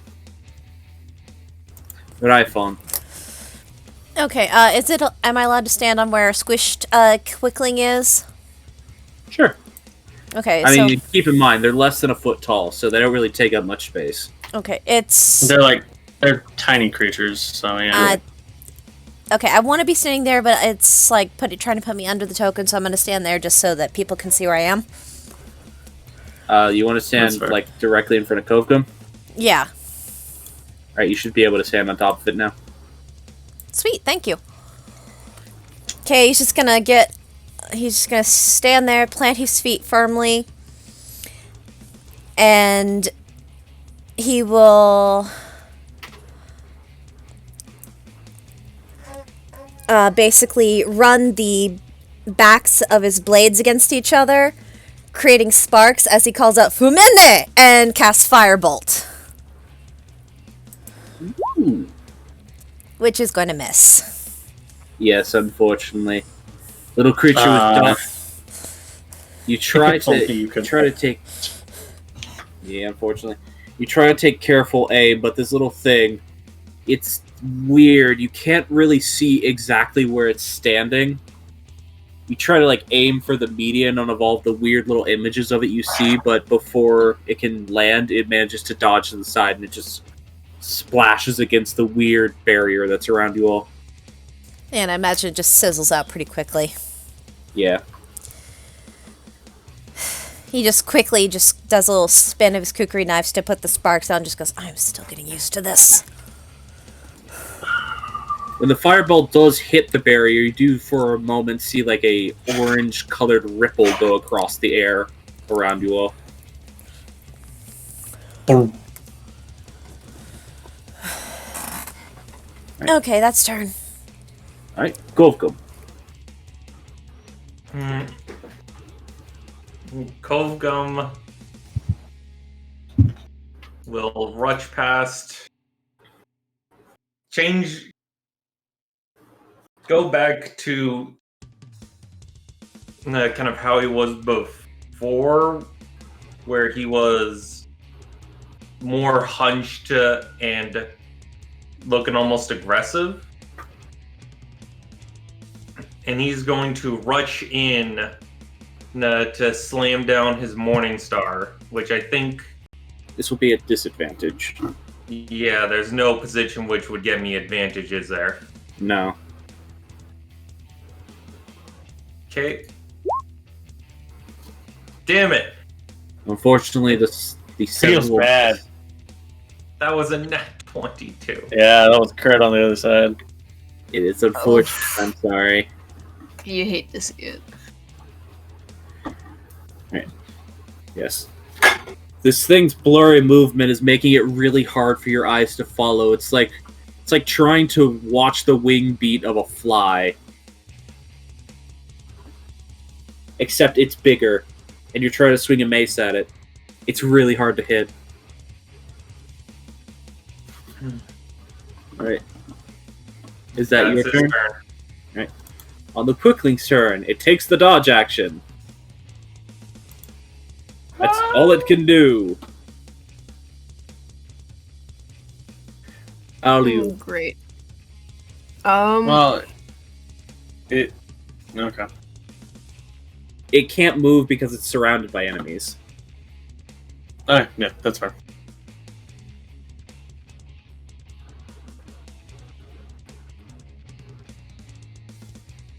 I'll just get closer and try to hit it again.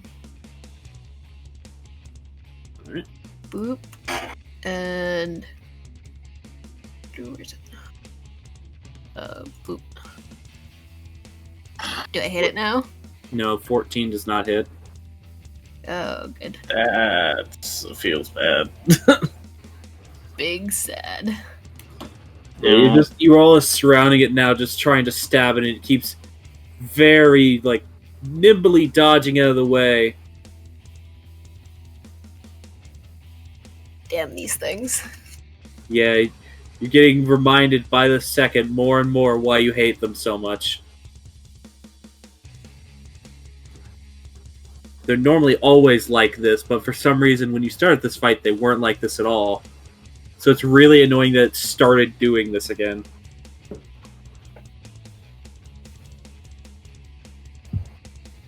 And I do not miss these things, that's for sure. Alright. Zadi. Don't really have anything else I really can do, so I guess I'm just gonna try to hit it again. Alright.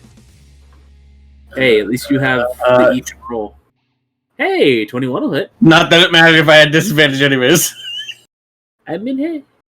Yeah. Go ahead and roll damage.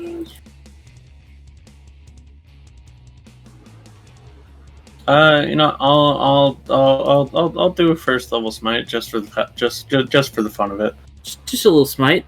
A little smite for funsies. A little funsy smite. Yeah, that'll do it. Yeah. Probably for the best that you did do the smite because you were 1 point off from killing it. So, how would you like to kill it? The same way as before, but as the Warhammer impacts, there's just flashes of purple, green, and pink sparks that come up from the hammer. Alrighty then. The same that happened before. It's dodging around so nimbly. It's dodging around so nimbly, avoiding all of your companions' attacks.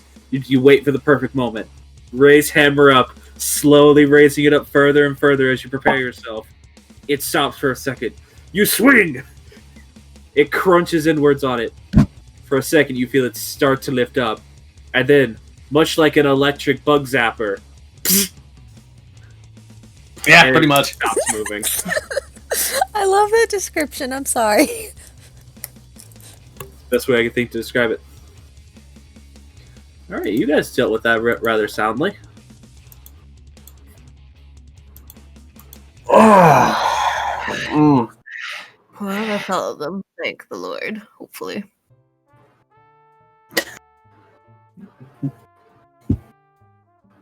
Back to casual music. Ali just poking it with a stick, just poking it with a spear. Just, I'm making sure it's dead. Yeah, it needs to stay dead. Well, thanks a ton for that. Mm-hmm. Yeah, no worries. Any chance to kill these things? Oh, I understand you. God damn, I hate these things. This particular individual is currently just rubbing his shoulder. He's the man who has quite a bit of exposed skin on him for some reason. You're not really sure why.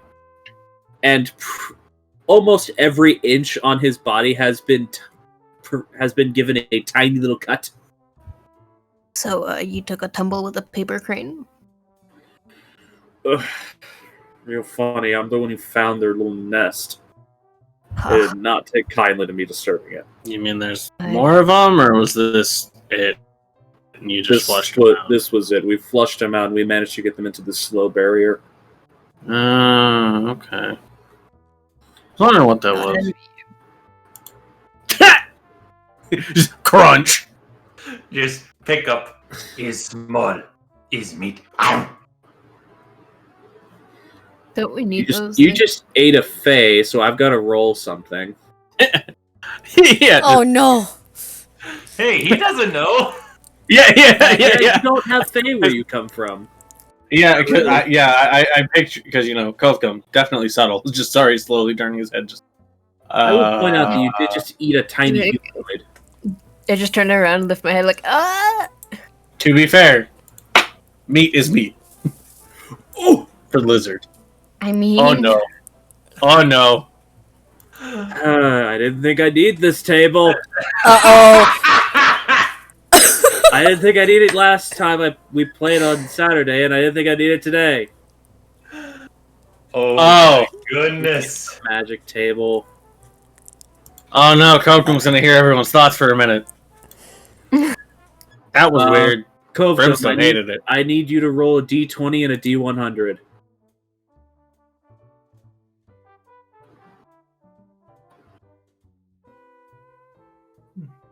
That's 16 and 32. All right. Hey, it's actually double. 16 and 32.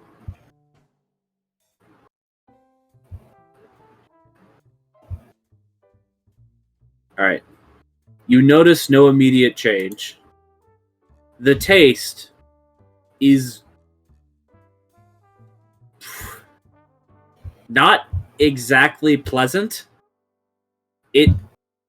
It tastes almost kind of sulfury and has a weird sparky taste to it. It tastes like licking a battery. No, it more akin to taste like you just bit down on a sparkler, like on a fireworks sparkler, but without the heat. Oh, okay. So like a rotten egg, but with Pop Rocks. Forbidden Pop Rocks. Forbidden Pop Rocks. And there's like a really underlying hint of like a kind of fruitiness, but it's completely covered up, almost completely covered up by everything else going on there. I picture like he eats in 2 bites. The first bite takes the torso, so the limbs are hanging out of his mouth, and then he just gulps up the rest. You see anyone paying attention to the crowd would notice people visibly, like, recoiling at that sight. Ooh. Don't we need to bring these things back to headquarters? Not really. Oh, okay, To be good. perfectly honest. Alright. About what Red says. We need to bring this back to headquarters. And what's this? Off of the corpse over to the side, he lifts a small charm. Actually, looks like it's a charm bracelet, but on this thing, it was like a necklace. Almost the size of its body, to be perfectly honest. Like one of those really gaudy wrapper chains. I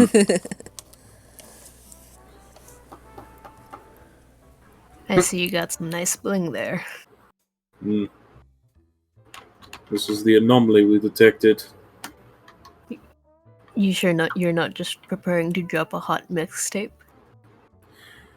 Well, it doesn't look like that on him. But when the Quickling was wearing it, because it's like a chain bracelet, it was like the size of one of those overly gaudy wrapper chains. You know what I mean? Yeah. But when the normal sized human's holding it, it just looks like a little chain bracelet. Almost like something one might find at an FYE or a Hot Topic. I don't think FYE exists anymore. Eh. Do they? It might. Definitely Definitely a Hot Topic. Maybe it was like my only experience with these kind of things, really, but I expected something more, I guess. You wanted more? You wanted more of these things? No, the actual thing. Anomaly. Looking at all of you, I would guess that you're all new to this. Formally, yeah. The chief mentioned we'd be forming a new unit soon, but I didn't think it would be this soon. You're not glad for reinforcements?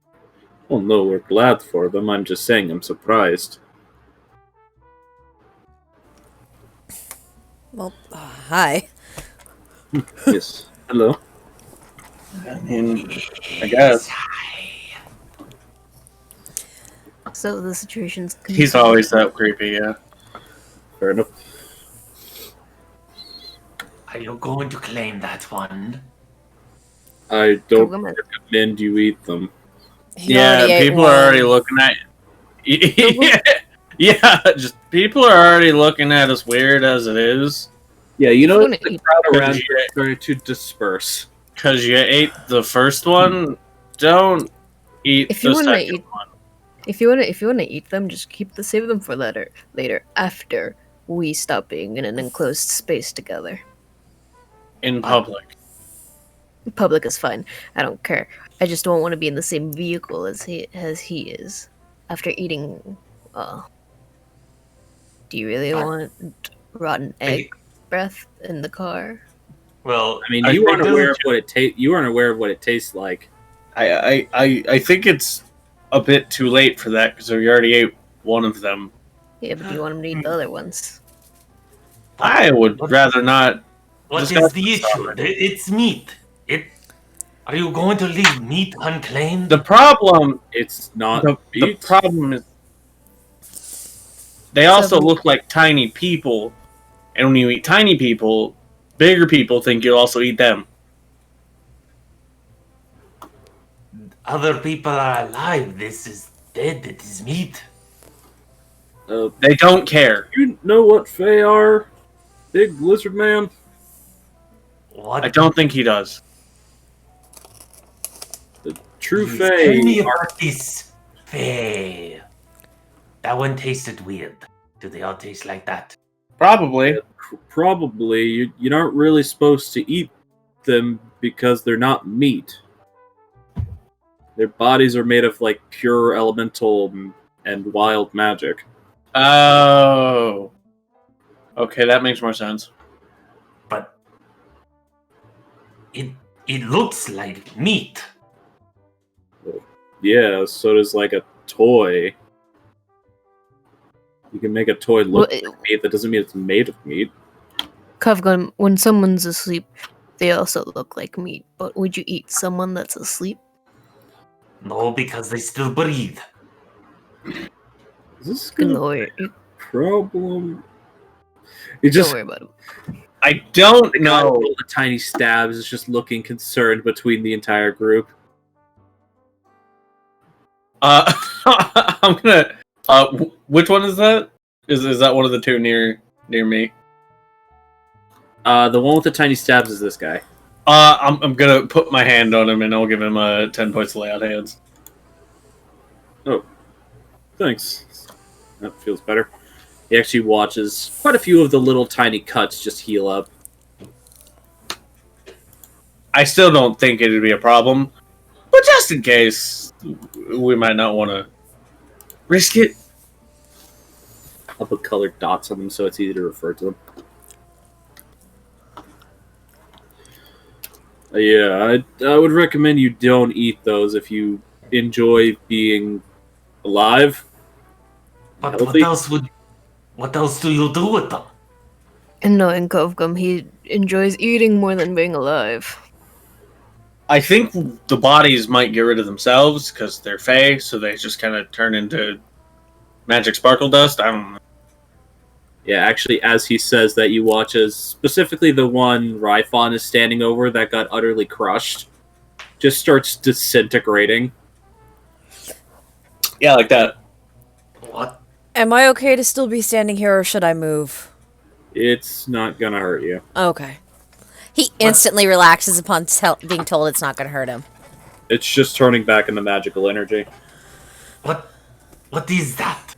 What is the meat doing? It, again, not meat, but it's turning back into the magical essence that makes it up.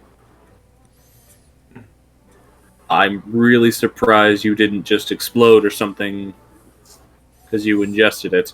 Well, he I certainly, mean, It looked like he didn't like the way it tasted, at least. Sometimes magic takes a bit to happen. That's what my dad told me. I don't know. Most of the magic I can do just it happens or it doesn't. The expression on Kovgum's face is you basically told someone 5 unknowable facts, and he's just trying to comprehend every single one of them at once. I think basically what they're trying to say is eating those things is bad because it can make bad things happen to you. And also, Do you know what a bomb is? oh, Uh, that's bad. would he know what a bomb is? He would be familiar with some forms of explosives, like small grenades and alchemist fire, because the people who originally found him used them.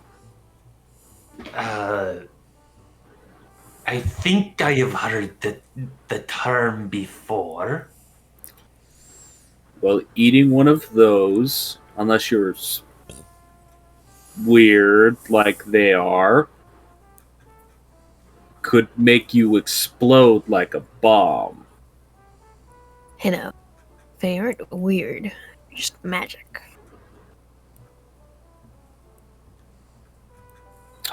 Again, bomb. You. Belly. Yeah, and I'd rather not I be in a you small don't need to go that far, but I'm there's a lot of things that that are new to me with this. Give me some time. Did these things even bleed when they died, or did they just kind of They just kind of squish and turn into goo. see? Like, their yeah, internal anatomy doesn't even seem to really consist much in the way of See. organs. see things with meat, things that are meat have blood. These don't have blood. They do technically bleed, but because of how you guys were hurting them, you were more crushing them than cutting them.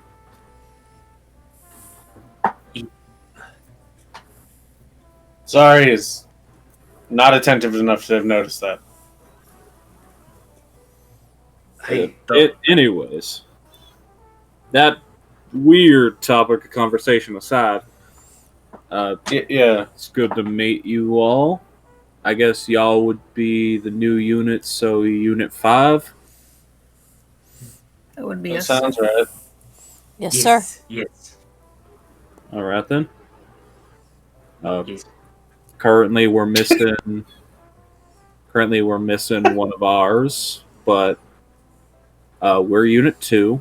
I'm actually the leader of Unit 2.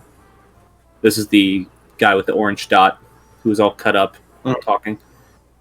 I'm actually the leader of Unit 2. Name's Charles.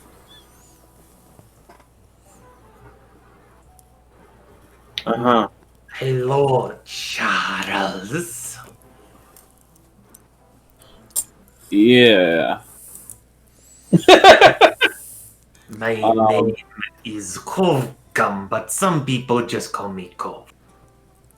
Gotcha. Alright, Cove. Ryphon will just that step over up to there is... Oop, sorry. Ryphon will just step up to the guy and just hold his hand out to him and go, I'm Ryf... damn it, I have to be reminded how I pronounce my own character's last name.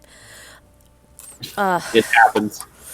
Well, especially since I changed his last name for the game, because, meh. Just hold his hand out, shaking, just says, I'm Ryphon Honrock. Good to meet you, iPhone. Again, Charles. No family name. Eh. That over there, and he points over to the guy with the blue dot, who is currently putting that small bracelet onto the band on his arm. He appears to be the one wearing it on this team. He's like setting it flat on the screen for some reason. That's Ivan. And what is Ivan doing? I am performing the analysis on the item to determine to see what its immediate obvious effects are. To know if we need any special transportation methods before moving it further. Is there any new information? The scan is currently being conducted. I'll tell you once it is completed. I'd appreciate that. Of course. There's Glenn. He don't talk too much. He's studious tap. The other guy who, now that you're looking at him, definitely more on the smaller side compared to these other two who appear to be probably fighters, if you had to guess. He looks like he's definitely on the thinner frame side and is equipped with daggers, so you have to immediately assume rogue of some sort. Nerd. He has a similar build to Ryphon, actually, but he's much shorter. Nerd. But Glenn does just nod to you all. Kovgun walks up to Glenn. Hello, Glenn. He just sort of looks up at you. Like, And Scaly Hand reaches out. yeah. You've seen some humans before. If you didn't know any better, which to be fair you don't, you would assume this is like an adolescent human. Because he's all of 4.5 feet tall. Now I'm just picturing, because he doesn't know how handshakes work properly, he's just holding his hand to Glenn's face. To his credit, Glenn is not flinching. He just very slowly raises his hand up around your hand and pats the back of your hand. Yes. He is also entirely uncertain of what type of gesture you were trying to perform. Doesn't even seem to realize it was an attempt at a handshake. I don't know if he realizes he's being weird or if he thinks he's doing everything right. That sounds like a question for your team to deal with, because he's not a member of ours, so not our problem. Our team member that's not here right now, she got separated from us in the chase. She's Glacia. She'll probably catch up to us now that we finally got our work done. She always seems to.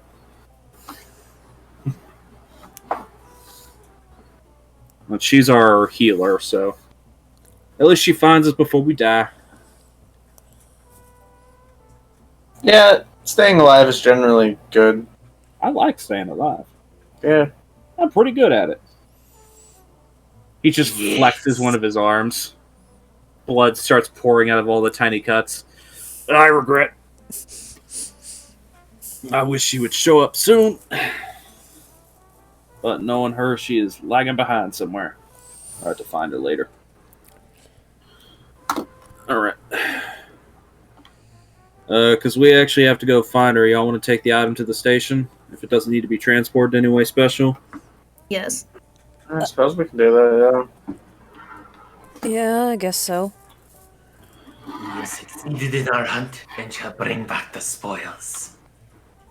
And He just makes like right, grabby motions towards it. Boom. The scan is done. Alright, let's see. It is what we feared. It is a Stratos level item. Personality, affection, hive mind. Ugh. Oh, No wonder I don't they're like that. together and not like that. Already present in humans.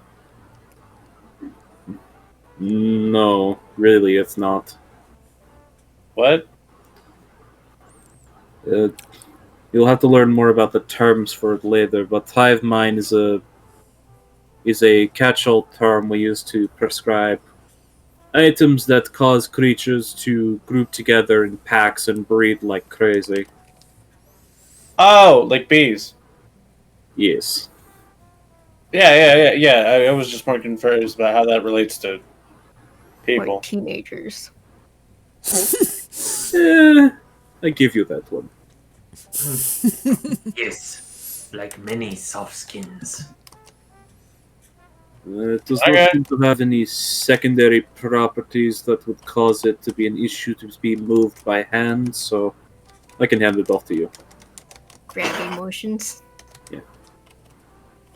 Before he hands it to you, he actually walks up to you and sort of gestures for you to hold your arm out. I just kind of stick out my plated arm. Is it He on my bas- left hand? It's whatever. It's on whatever hand you put it on. It's on the right, I guess. All right. So you basically put forward your right forearm. Yeah. He clinks his band to yours, and there's like a momentary like spark sensation in your forearm. There you go. I transferred the data I analyzed off of it into yours so that you can look it over while traveling.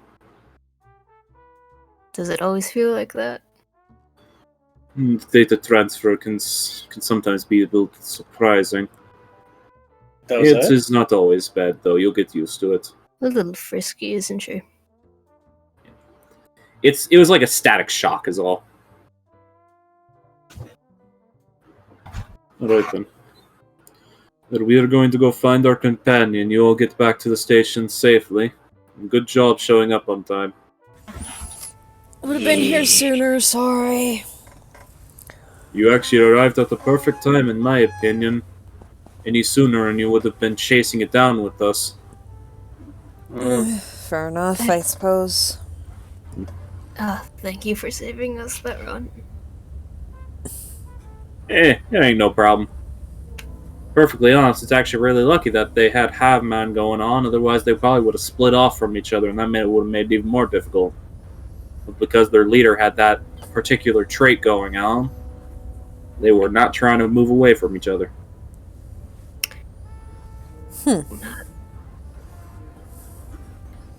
Alright then. You actually watch as Charles steps towards the center of this bubble and pulls something out of the pavement that you all hadn't noticed before. Appears to be almost like a stake driver that had been embedded into the ground. Whoa. Right then. Is that the battery then? Yeah, this is a barrier caster. Do we all get them? We just happened to have one on us because we were moving around one of the mobile force vehicles, so it happened to be really convenient that we had one. Yeah, we're going harder. I tried to acquisition to get one, but they're kind of little expensive pieces of tech, if you catch my meaning. Got it.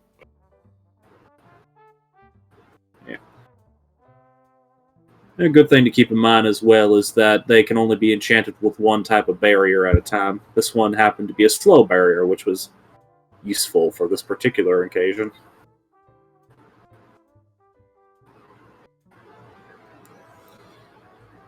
Keeps out anything we don't want in, keeps in anything we do want in if it's not too strong, and its actual magical effect does not harm anyone who's carrying an Ada badge.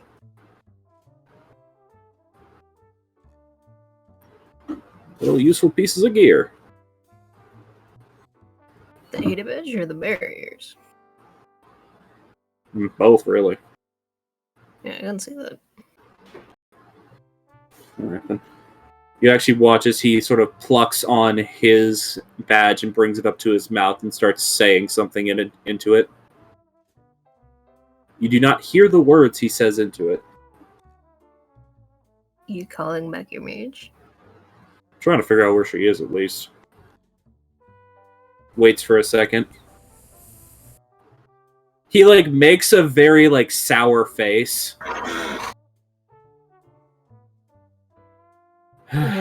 Any clues?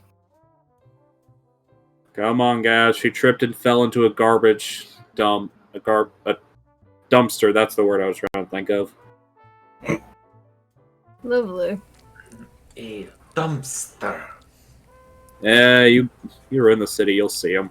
I'll explain it to you on the drive back. Okay. Right. Yeah. As he pulls that device completely out of the ground, you watch as that orange shimmery field around you completely dissipates. Just hear a very audible sound. Yes. Oh, cool. We weren't using it for long enough to completely deplete the battery either. That's good to know. Yeah. Alright, well, I'll see y'all on the way. Maybe I'll see y'all at the station sometimes if we don't just happen to always get scheduled at different times. I shall make sure to say hi. Alright then, Creepy Lizard Man. See you later, Goblin. Bye. On that note, you watch as they first pack away that barrier driver into their basically SWAT van they have again, and all begrudgingly start going down a back alley.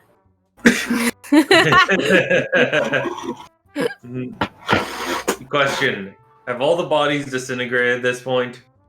Yeah, they all started disintegrating pretty much right after you ate the first one. Okay, just wanted to make sure.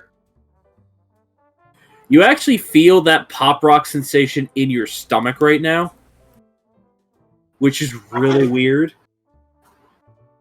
It is fighting me from the inside. It shall lose. How long does it take to get back to the station?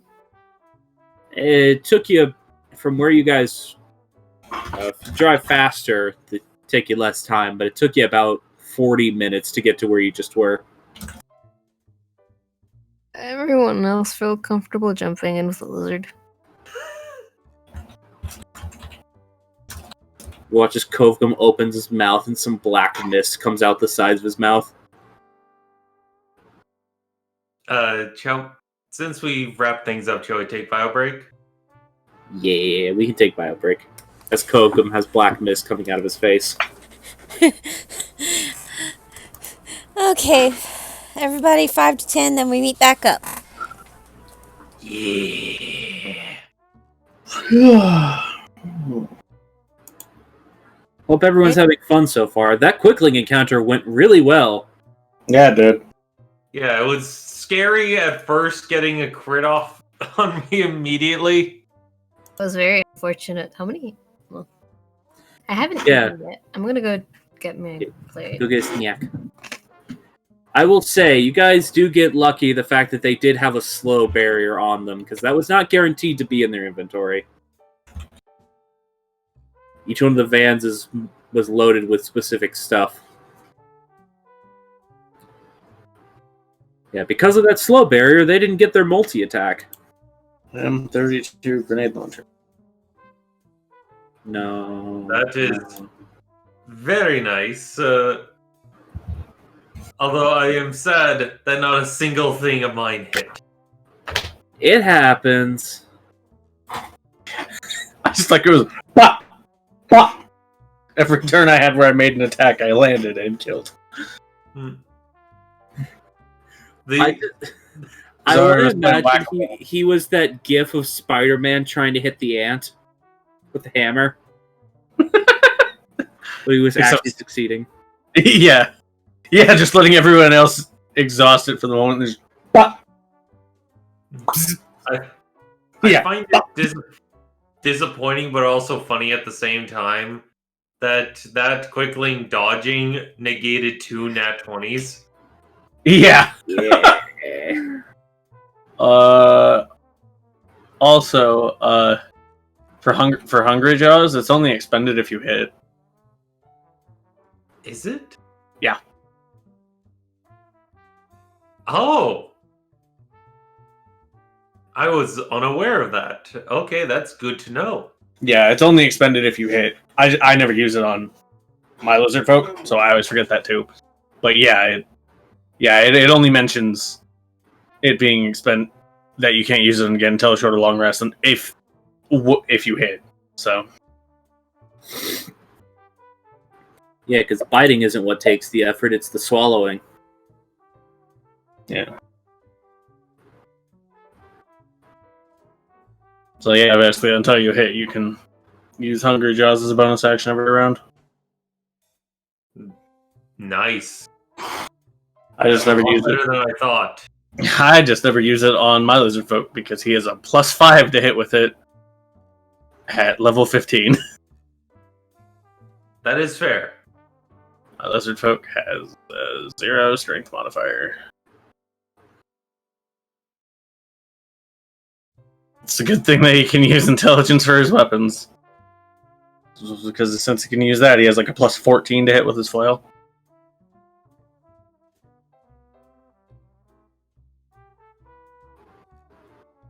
Very powerful flail that it is ouchie. I think how I started more tired than I am right now. Going and doing role playing is somehow energizing and exhausting at the same time. I mean, that plus just like every time I come home from work, I'm really fucking tired. And then I wake up after the fact, which I think is weird. I think it's just because I don't have to work anymore. I know the feeling.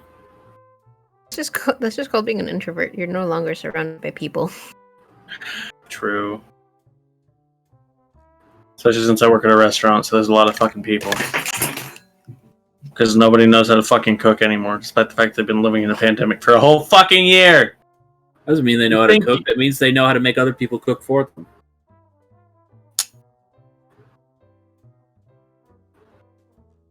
Yeah, because they're lazy bastards. Also, Armin, I just looked at what you typed almost an hour and a half ago. And you get I those should watch the video of the Remy Tim mobiles and just say a specific Remy Tim mobile anytime I want to describe a vehicle, and you all have to find which one it is. I still like my little phrase. Drink the conch, receive the bunk. To jail with you. That's true of many of us, though. I'm guilty of it as soon as Bliss is mentioned. Just, alright, okay. I'll get in the way of the bat. Come on. Give us a whack. Alright, fine. Look! Tiefling? Technically a succubus, but Tiefling? Hot librarian. Like, yes. Gib. Yes, Gib.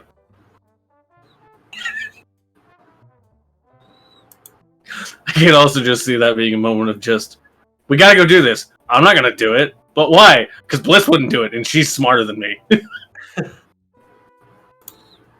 She's a lot smarter than me. My wife wouldn't do it, and she's smarter than me, so of course I'm not going to do it. Only actually people thought that way. Some people do. Or I think more accurately, I could die and Bliss would be sad. I mean, I would be sad too, because then I wouldn't get to see her, but she would be really sad, because she still has to live. Oof. My brain's short-circuited, and I did not hear the words you just said. Dude, that happens to me so goddamn often.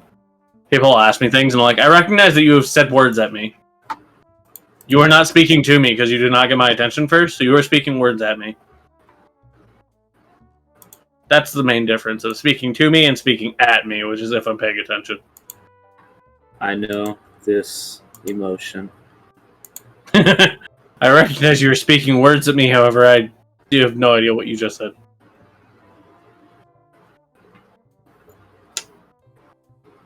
It's especially bad during lectures. I wouldn't know. Never been to high school? You assume I remember high school. You lucky bitch. I don't remember 5 minutes ago. Who are you? I vaguely remember high school, and I vaguely remember lectures. See, Were we talking don't about lectures? I don't remember high school. Okay.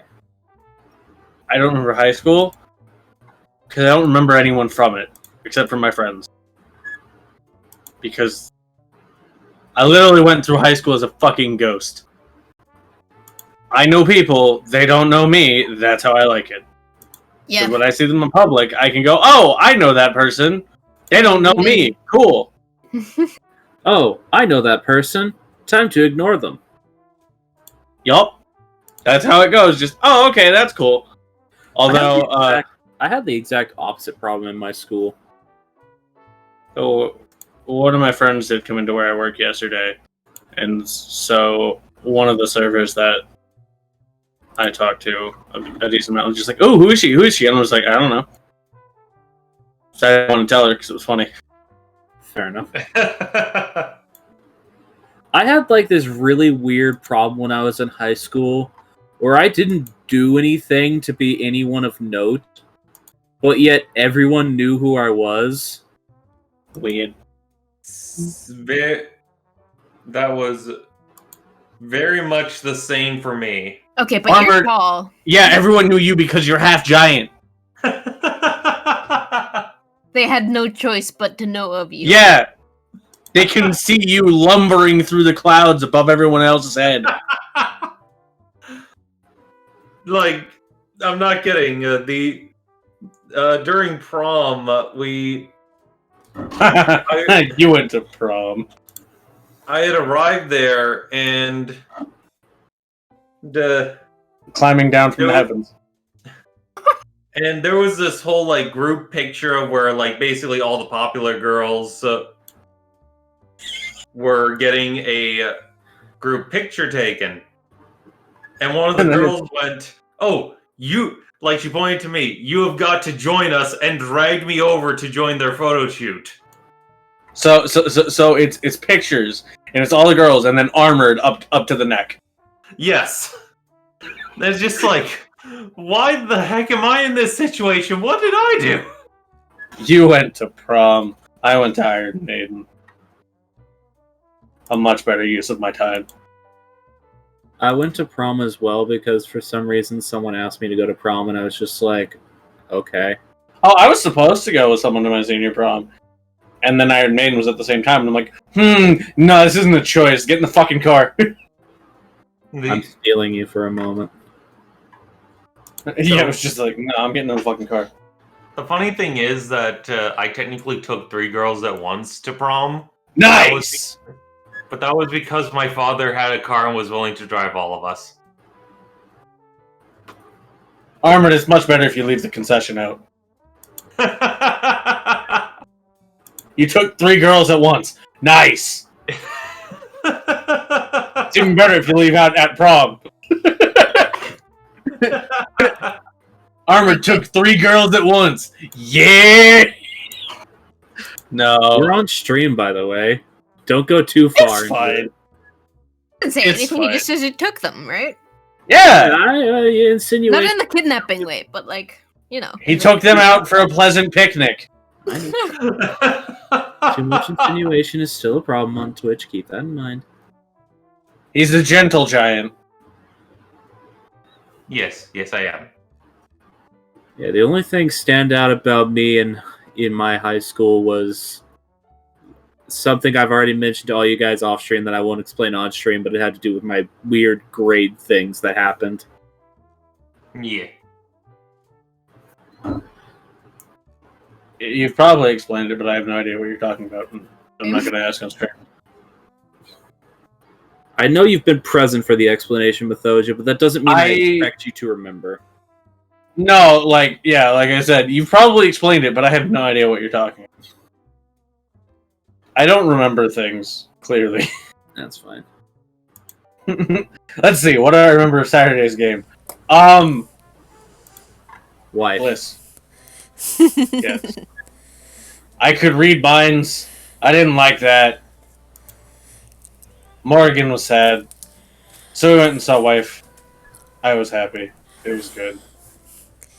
You were happy. Morgan was confused and guilty. Yeah. Yeah. Da Vinci had just constant ringing in his ear. Yeah. Nothing new to Brimstone. He's already half deaf. If anything, it would be... Actually, I would think it would be almost more annoying because it's like... Because it's not his own ears. It's not his own ear. It's not his... God damn it. One, it's not his own ears, and it's just like... That ringing is back, and it's louder than usual. Yeah. Damn it. God damn it. My tinkinitis is acting up. What? I thought I got rid of that. Brimstone calls it tinkinitis just to annoy Vivian. It's tinnitus. Rage. What? Yeah, that's what I said. Yeah, that's what I said. Tinkinitis. Redemption just stays back because he's not going to get in the middle of those two. Seething with rage. Why? Vivian. Oh, yeah. Yeah, she's mad. Brimstone's...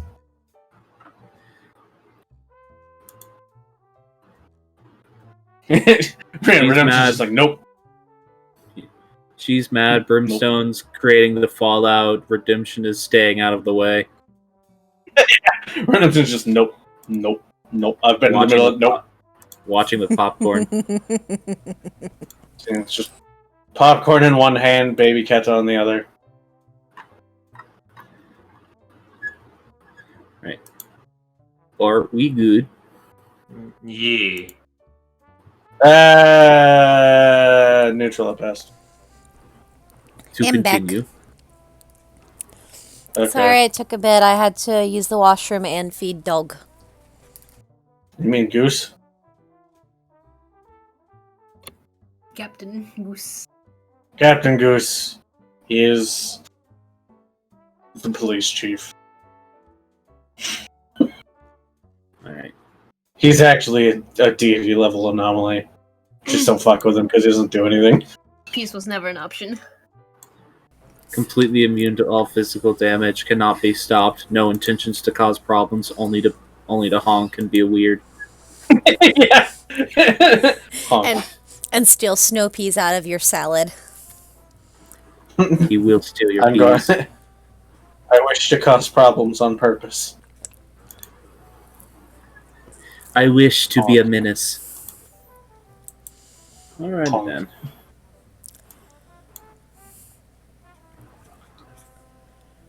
Until he sends him to his final form, the Goostra. Alrighty. The ultimate Turns. honk. Yeah, turn order. Alright, so y'all, I'm assuming, load back up into your car. Yeah. Yee. Alrighty then. As you're loading back up, you notice Leon, who is currently making notes on a clipboard he has. Not bad.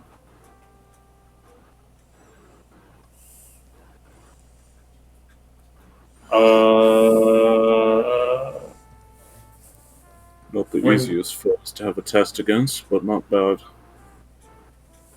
One got a good blow, but I am hardier than that. Was it Are about we being judged against because he ate one of them? Why would we be judged? He's the one that ate it. Well, technically speaking, things like quicklings are not actually members of our citizenship, so no. This is technically, it would be the same as eating a rat. At least in terms of legality. And I have done that many a time. Yes, you have. Why just that not? Probably the more tame things you've eaten in the city. I imagine, given the face you made when you ate the damn thing, rat probably tasted better. Yes, that had a Usually depends on where you find the rat, Kokum. Yeah. I have had a few negative rats.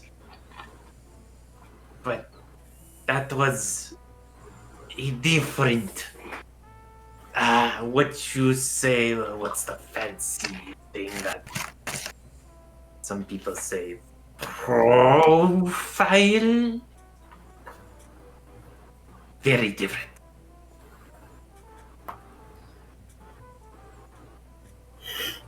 Sure. I guess. Do you cook at all, or do you just prefer to have everything raw? Oh, yes, sir. You cook it, and the fire enriches the meat with its energy, thus give you more energy. So then why did you just pick it up and eat it? Sure. Why did you save it to cook it later? Because fire is not always an option. Not an option now, but later. I'm Can we be having this discussion while we're going? Yeah, you can go ahead and make a survival check. I'm having a little bit of a problem right now. What's up? Oh, My eyes have desynced from each other. Oh, Uh-oh. that's not good. no. What? My eyes just started looking in two different directions. Oh god, he's being possessed by Pennywise. Did Pennywise do that? Yeah. Well, the guy who plays him can just do that naturally. He can relax control of one of... Yeah, I don't know if it actually happened in the movie. No, he did in the movie to make Pennywise look even creepier. Okay. Oh, so you can do the same thing I can do. Yeah. No, he's just cosplaying as a chameleon.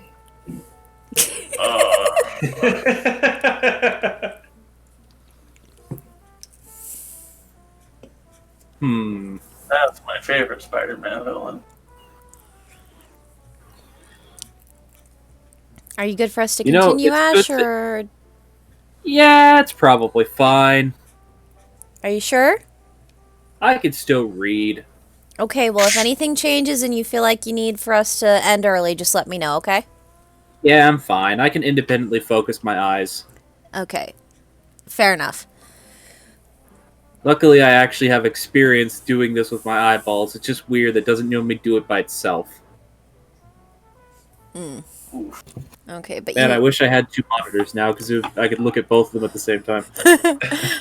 Anyway, you had said you wanted me to roll survival for driving? Please. Can do. Sir driving. Ooh! I'm gonna roll some severity now. You hate to see it. Alright. Rolled a 16 on the severity, so not very severe. What ends up happening is that you end up getting lost. You don't get in a wreck or anything, you just get lost. I mean, I guess that makes sense. Right, let me see if there's anywhere interesting you end up. I picture that because of the black mist, that Kovgum is completely not acknowledging. Just one of the folks have lowered one of the windows. Yeah. It stopped after about a minute.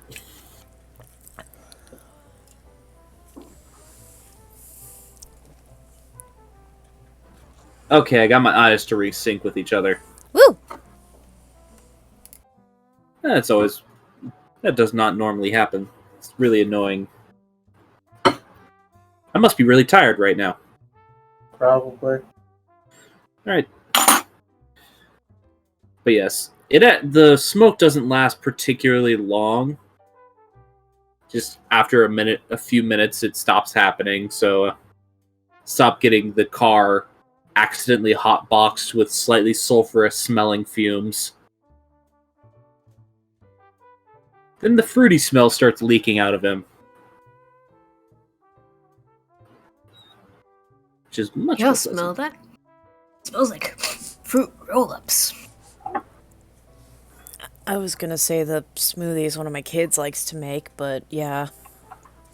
I don't think that smell should be coming from people, though. It is a very interesting smell. It was the only smell in my elementary school. Well, that's the only smell you wanted to smell. I will say that that smell does come from certain people. My sister often has that smell. She likes a very fruity shampoo. I swear there's mango in there somewhere. Okay, but, like...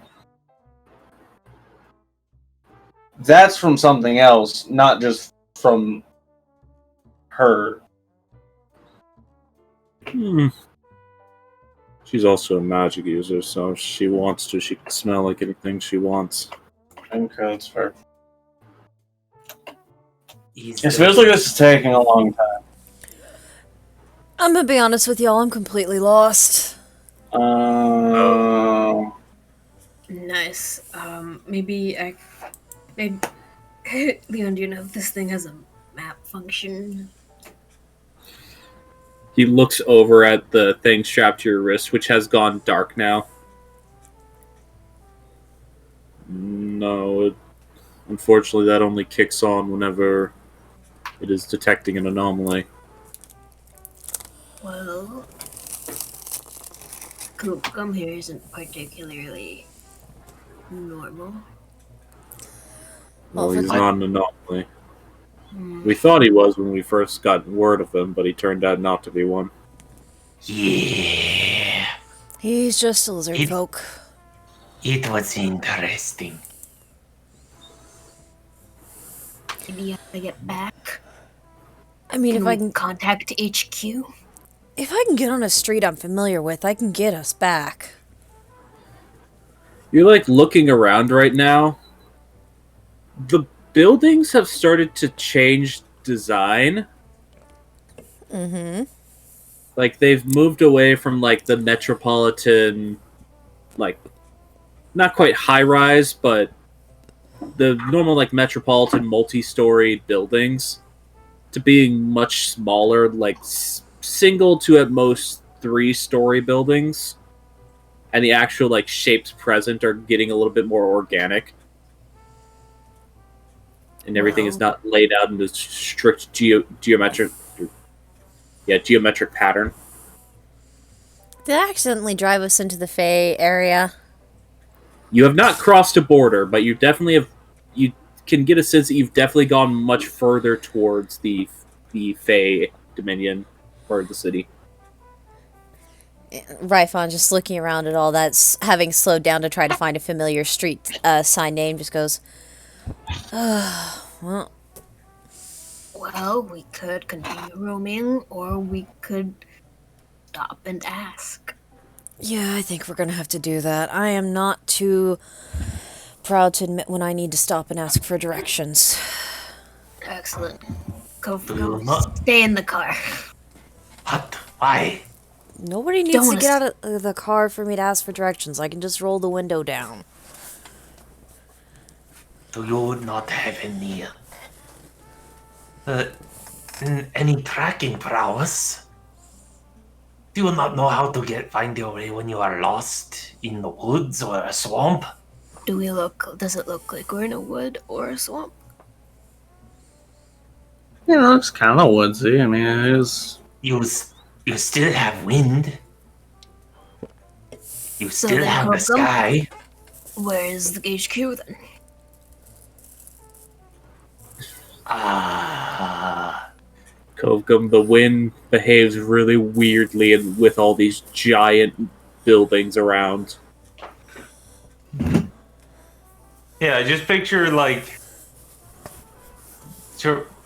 he tries to do what he knows how to track. The like sniffing the air, feeling for the wind and all this other stuff, and it's like comes back.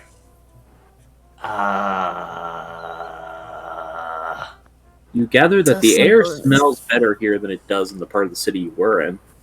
It smells a little bit cleaner. hey. It is This is an unfamiliar environment. Give me time and I shall be able to easily navigate my way around. Well, unfamiliar environment for most of us. So, Ryphon, you said you wanted to roll the window down and try to hail a passerby. Yeah, and just because of how close it is to where the building they're getting back to is, you just... Are we using the actual name of the place for Ryphon's other job? Yeah. Okay. So that's a location I know I can use as a reference point to be like, hey, how do we get here? So yeah, you roll down the window. A couple of people are on the street at this hour, but it's kind of like getting to mid-afternoon, a little bit later at this point. How long you realize you've been driving now on accident? Yeah, so he just like first person that he can get the attention of, he will do so.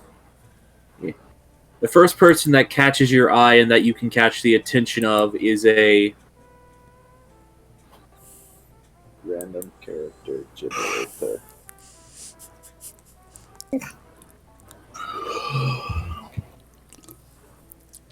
What will the Appears eyes... to be a bipedal sheep. Fluffy.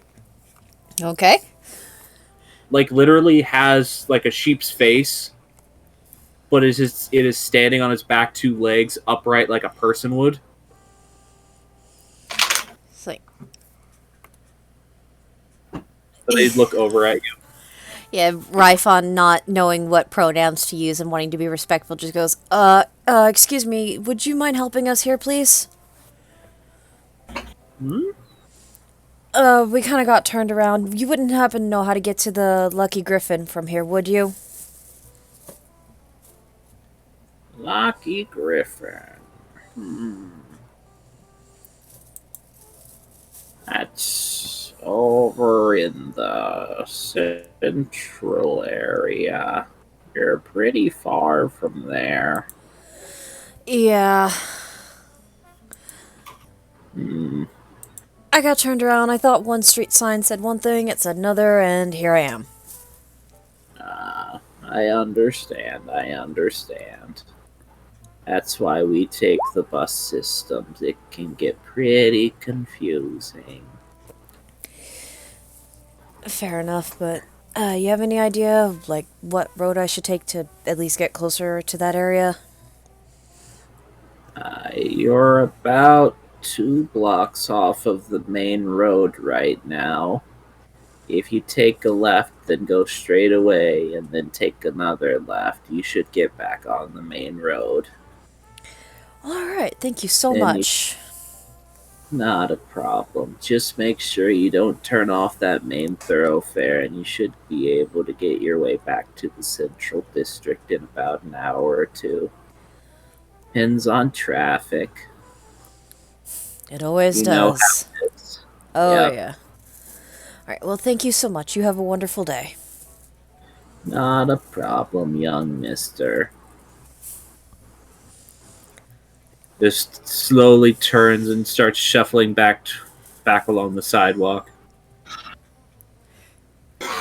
He rolls the window up and says, well, they talked a bit slow, but I think we're going to be right on the back track.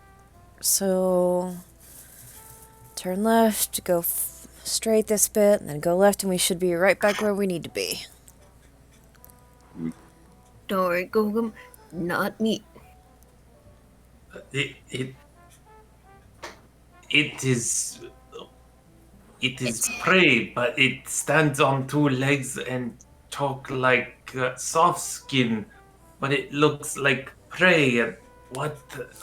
Cove Gum, you're in a city. Just get used to it, buddy.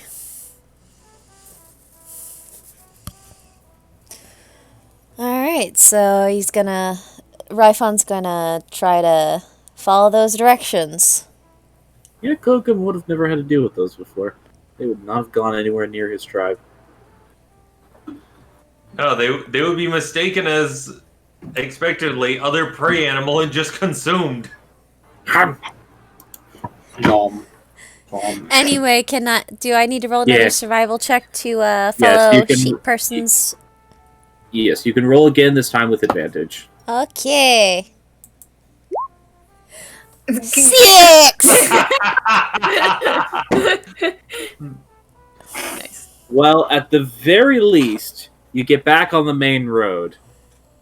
But there is a huge traffic jam going on right now.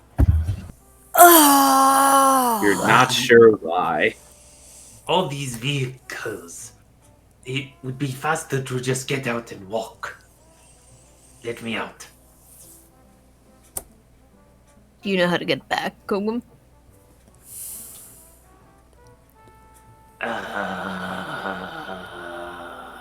Kokum, we have talked about this. You are not allowed to wander the city by yourself until you become fully acclimated. There you go. So until then, please keep all hands and limbs inside the vehicle at all times.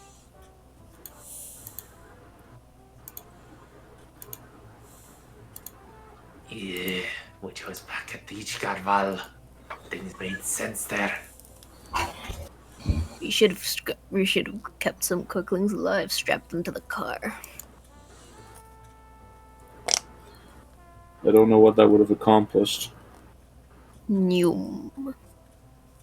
They're not that strong. That's why we get a lot of them.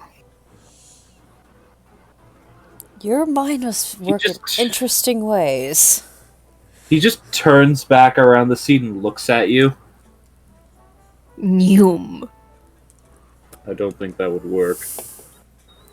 Not unless you intend to enter contracts with that many quicklings. I know unless you try.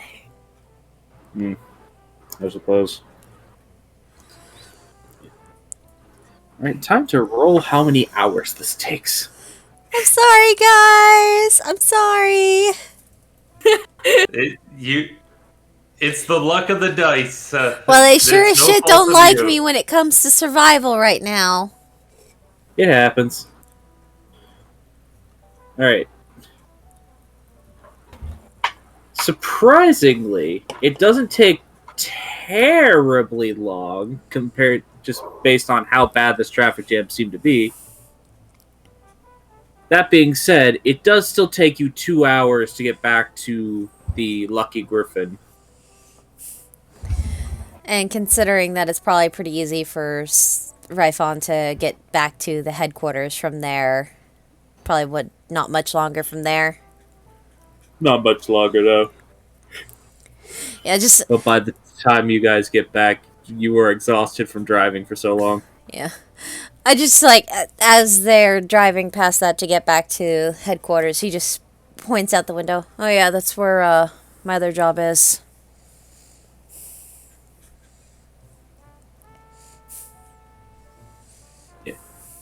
As you guys drive past this building, there is a large, oddly enough, wooden sign hanging out the front of the building with the depiction of a griffin on it. The actual sign reading itself, the Lucky Griffin. And the building itself looks like it was pulled straight out of the Fey Dominion and put right in the middle of the Central District. Well, we're so lucky today. It is an old, like, wooden building. It stands out like a sore thumb. That looks like an interesting place. Oh, it is. Like the Alright. way it looks out there is actually what drew me to it to even see about applying for a job, honestly. What is your job? Currently I'm one of the few bartenders. The mixologist. Huh. Yeah, I guess you could call it that too. It's just I've only been What kind doing of it place for is it? up until a few years ago. It was purely just a tavern, but Boss Man expanded recently to have like a proper bar area, and I guess he figured I'd have a talent for bartending, so that's what I do now. Although, cleanup duty, they need help, and I'm not busy, I do that still too. Huh. Quincy always has had an eye for talent. I guess so. I mean, plus he's willing to take a chance on people. He took a chance on a single dad with 2 kids.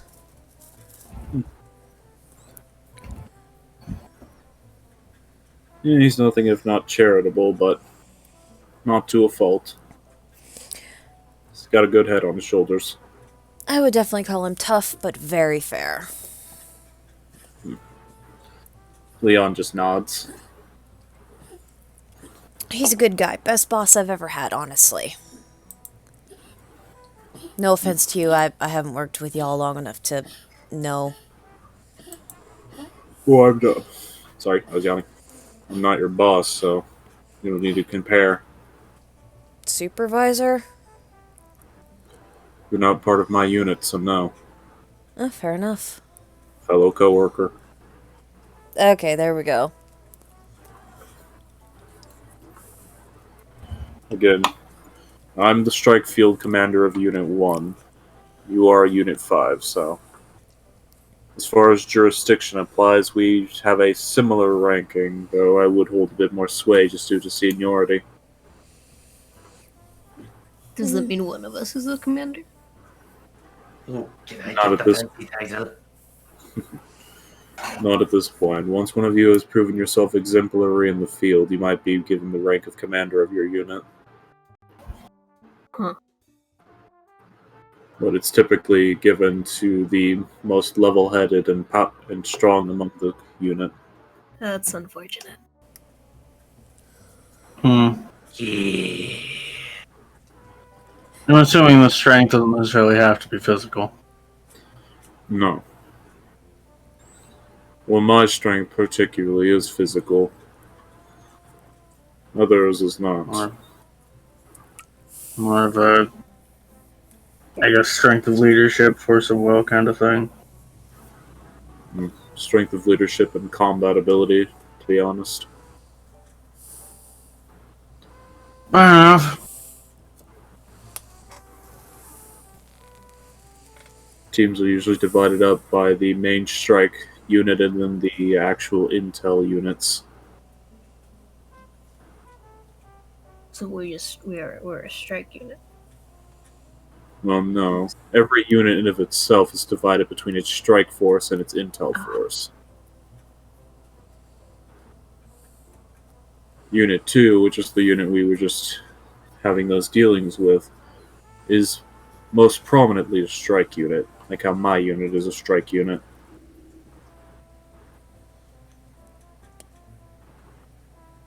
But my sister is actually the main intel worker for our units, and she frankly fills the role of more than all of us are worth in the physical sense, if you ask me.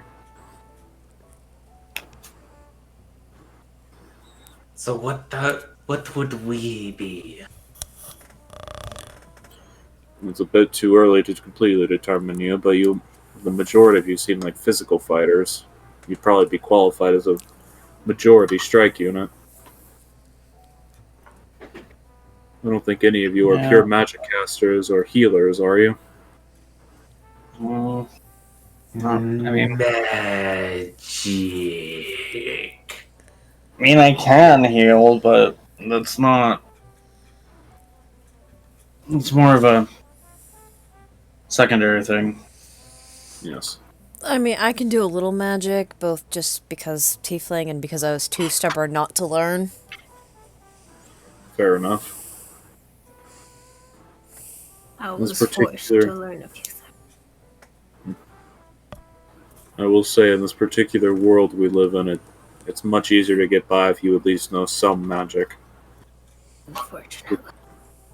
The basic capability to manipulate aether and mana allow you to do a lot of things in this world that other people can't do. Myself included. Magic.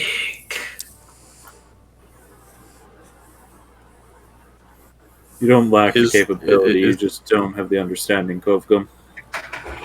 I myself completely Is lack it the a- capability to perform magic. Is it a foreign concept, or In what form comes? Oh, you're asking Kovka.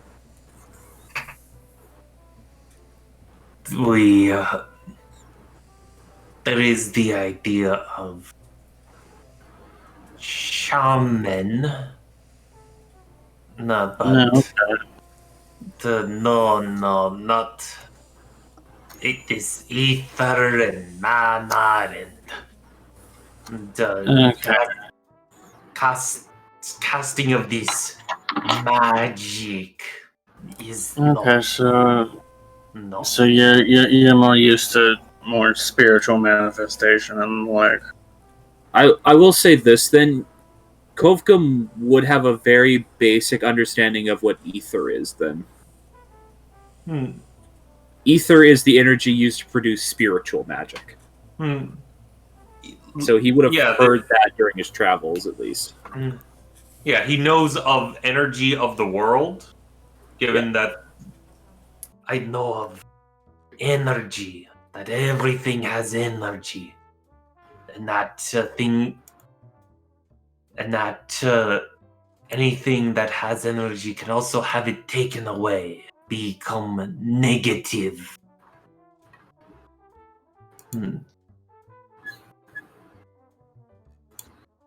No, you're not wrong.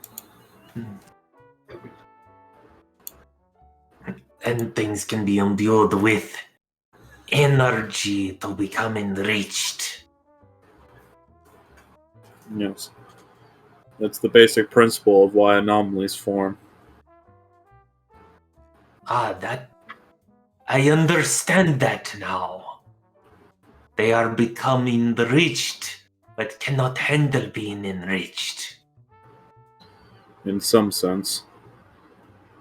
To the best of our understanding, anomalies form due to a happenstance mixture of both aether and mana. When spiritual energy and arcane energy overlap on top of each other and bring forth and manifest into an item. Or a person, though that's much more rare. Is it just random? To the best of our understanding, it is mostly random, though there are some events that can influence it. Like? Conflicts where much magic is used can cause the weave to grow thin there. After a certain period of time, there will be a rush of mana to fill back in the gap left by the conflict, and that can often lead to anomalies forming. Spiritual rituals performed at temples can sometimes draw forth more aether and cause anomalies to form if there are magic users nearby. Tends to be why most temples are fairly pardoned off in the city. And why, no offense, since I know you are of somewhat a man of faith based on your abilities I witnessed, Zadi. But that's part of why religious practice is so monitored in the city. I'm sorry, I zoned out there for half a second. What about me? Well, I noticed that you appear to draw upon healing magic, which I know comes from Aether. Sure. Would it be correct to assume that you are in some way either spiritual or religious in nature?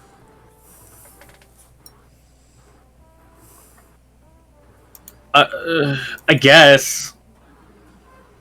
I mean, we don't really follow like a deity or like religious ethos. It's more of just protecting people.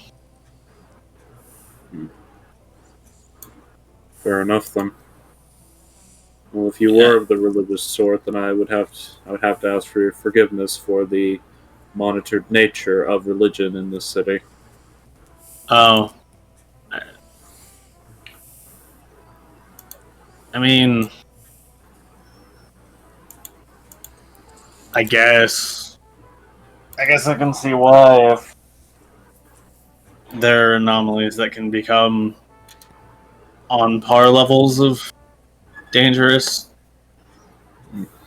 powerful threats that could be seen as god-like. Words are hard. I understand. It's less so even that, and more so, like I just said, places where religious practices are conducted. If there's also magic practices being done nearby, it greatly increases the chances of base anomalies forming. Huh.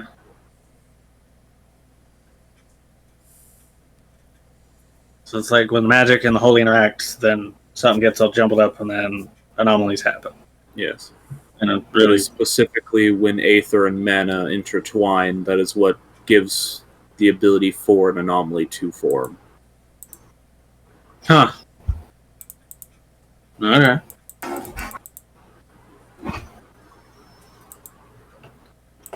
There are definitely other factors at play that we aren't fully aware of yet, and we're still studying to this day, but to our most basic of understanding, that is the key components needed to come together to at least permit the process to start. At this How- point, the Ada building is coming into view. How many of these things appear at any given time?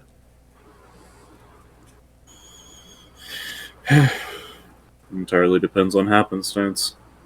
Sometimes we get multiple in one day, other times we go weeks without seeing any.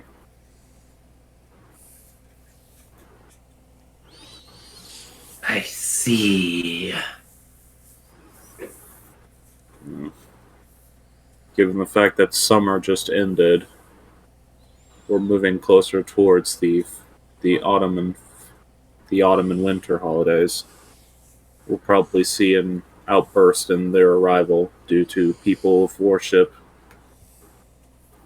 tends to pay their respects during autumn and winter. Such a We- big city. Winter. I keep hearing about this autumn and winter and summer. What are these? Summer is the height of the heat of the year. Autumn is the beginning of the cool of the year. Winter is the cold of the year. And there's also spring, which is the beginning of the heat of the year. Ah. Yes. Yes, I understand.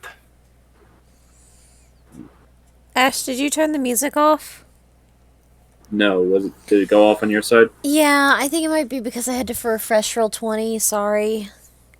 It's all good. Let me get. Okay, thank you. This is an audio track that loops pretty well, no matter where you start it up at. The calm travel music. Yeah. You see the rotation of the planets around the sun isn't exactly as perfect. So as you get closer to the sun and as the Earth rotates, the weather changes depending on location on the planet. So the farther Yeah. away we get from the sun, called the winter. Yes, but we don't have to worry too much about what goes on outside of our region. Are there anomalies that happen outside of the city? We can assume that there are, but the city itself appears to be the hot spot for them, and again, like the chief told you, that's why Ada was formed. Happens when anomaly does get spotted outside of the city. There's so many different types of magic going on in this city, that's why they form so regularly here. In the human settlement to the south, in the human kingdom, I should say, anomalies are incredibly rare given humans' disinterest in general magical practice. Particularly their use of secular fates is a bit more interesting. It tends to prevent them from having to deal with any real anomalous activity due to the fact that their own structures of both faith and arcane practice are very secluded.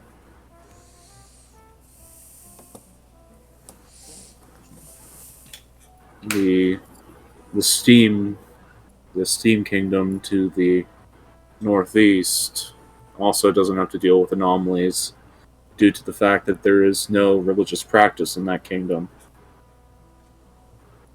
Religion isn't very. Gets in the way. As such, they've told me in dealing with them. Really, the only region that anomalies happen on a regular enough basis outside of our own, the city here, would be in the Fey Dominion, but even then they're fairly rare. There have a lot of restrictions and measures of protection. Yes. Also, their study of magic has been consistent over the years, both of religious and of arcane practice, so even when they do intersect, they don't blend.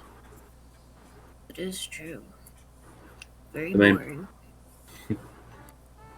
The main problem with the city is the simple fact that so many different forms of magic and so many different sorts of fates cause very bizarre energies to form, and that's why this blending happens.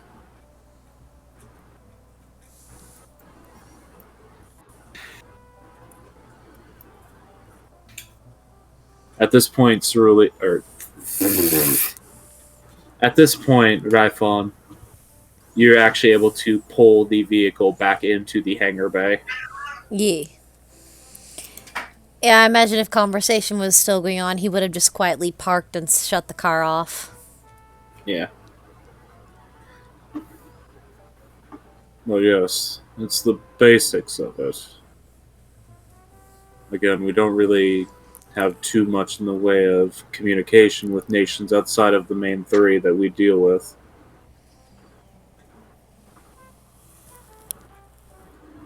I imagine much of the rest of the world has similar problems, but they are not ours to deal with. Why do I imagine that he glances at Kovegum when he says that? Maybe a little bit, but he's not really the sort. Well, just more as an example of group of people we don't have a lot of contact with. That's awesome. That's fair. Still. Well, I suppose we should go report this. Turn it over to research. Research. Yes. Do we get a tour of the labs? You'll have to talk to Krista about that. Okay. She can be a bit snappy, so keep your wits about you. I'll just bring an extra cup of coffee. You're gonna need something stronger than that. He actually walks over to there's a refrigerator in the hangar bay that you assume is probably used by the various workers who are there. Which, by the way, as soon as the car is parked, one of them sort of comes up, as soon as you parked it, one of them just comes up, hops into the driver's seat, moves it onto one of the little, I always forget what they're called. One of the skyjacks, that's what it's called. And just lifts it up slightly to look underneath to make sure there was no damage done. Because they don't actually know what you guys encountered, they'll always assume that there's damage. Fair enough. Just gives them something to do. Also, make sure these cars are always running at peak performance. Alright then. Where is that terrible stuff she drinks? Oh, here it is. He procures for you a large aluminum can with a twist-off lid and a very peculiar green marking on the front of it. She likes these things. Energy drinks. Yep. Yeah. I am also familiar with these. Not for the faint They're of heart. strong, Clovecum do not drink There's- these. What? stronger things than coffee. You don't trust think- me. I imagine I with don't. Rifon having 2 teenage boys, he knows exactly what that is. You've experienced the power of an energy drink on multiple occasions before. You need to be careful What is- with these. What is this? Why can I not drink? Believe me, you don't want to. I actually do not know if your physiology would be okay with it. For I don't think I want to find out. usually for creatures that can't drink it, we're not meant to drink this, but we can. Well, actually, due to the fact that both me and my sister are of elven heritage, we can drink this without any concern. Sugar is the main component of our diet. Energy drinks don't have sugar. I mean, yeah, but it's not. You've had very specific energy drinks because they have a ton of sugar in them. Oh, I can't. I can't even drink Uh, coffee. We gave her a small sip of coffee, and then she started jumping on walls. Like I got Oh. hyper off of black tea. I can't. I know what makes the. I know what makes the body go room, and it's not Didn't- sugar. Didn't you have a small bit of an energy drink once, and we practically had to keep you strapped to a chair? Yeah, it was pretty bad. Well, the specific energy drink I'm referencing with what I've said here is called Monster Energy Drink, and it has sugar. Yeah, it has sugar, but the main thing that makes the body go noom is caffeine Oh, and taurine. Taurine. I know because I can and will consume copious amounts of sugar. If I can't have caffeine, sugar's the next best thing. Yeah, if you can't have one drug, why not have another? Yeah. Anyways, here you go. Energy Thank drinks do a lot of sugar in them, though. Yeah. About as much as a soda, though. Is it like the juice that you extract from berries? Depends on the No, berry. no. It's you ever have that tea made of beans? It makes people go We don't let him fast. drink it. No, but he's probably seen it, right? I keep asking about it. They say no. But you've seen the effects on people. It wakes you up. Govgum, it's the stuff you kept calling bitter water. Oh, yes. This one's not bad, Oh. but it has the general same effect. It basically gives you the strength to stay up for longer than you should. Perfect for studying. Then that would also be great for hunting. It's not. It can I make don't your rec- hand shake.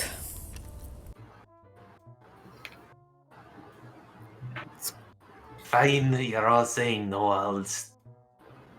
I'll stop. I'm It has only its saying. first. I'm only saying this because these particular drinks are made specifically for elven and human physiology. I legitimately do not know if they would hurt you if you drank them.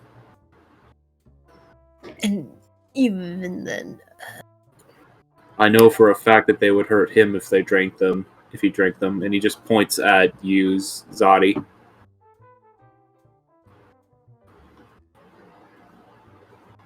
even humans can't have too many of these. I'm not sure about elves. You would actually be kind of aware of the fact that elves, being mostly fey, even though they do still have organs, which is weird to say, but it's true because a lot of fey creatures are literally just sentient shaped magic in this world. But despite still having biological components comparable to humans and other mortal races, elves don't have to worry about overabundance of sugar intake or overabundance of caffeine intake because their bodies can process it that quickly. Okay. Monster livers. Yeah. It's an energy drink specifically made for elvish communities in this world setting. It's really bad for beast folks because, much like actual animals, beast folks don't do too well with caffeine. Technically Not- speaking. Not good for them. If you give it to a spider person, they'd get drunk. Oh, that's fun. Oh, give him what's For that some energy? some reason, What's that spiders get drink that's a mix of alcohol and That's energy Four drink? Loko. It's called Four Loko, and it's terrible for you, and it does Oh my not God. taste good. That was banned. You know, they sell it at gas stations. I think it just depends on your area. Yeah, it is I think illegal. Either way, in Canada. I'm not surprised. It should be illegal a lot of more places. It's energy drink mixed with alcohol. That's not a good idea. It's the best of ideas.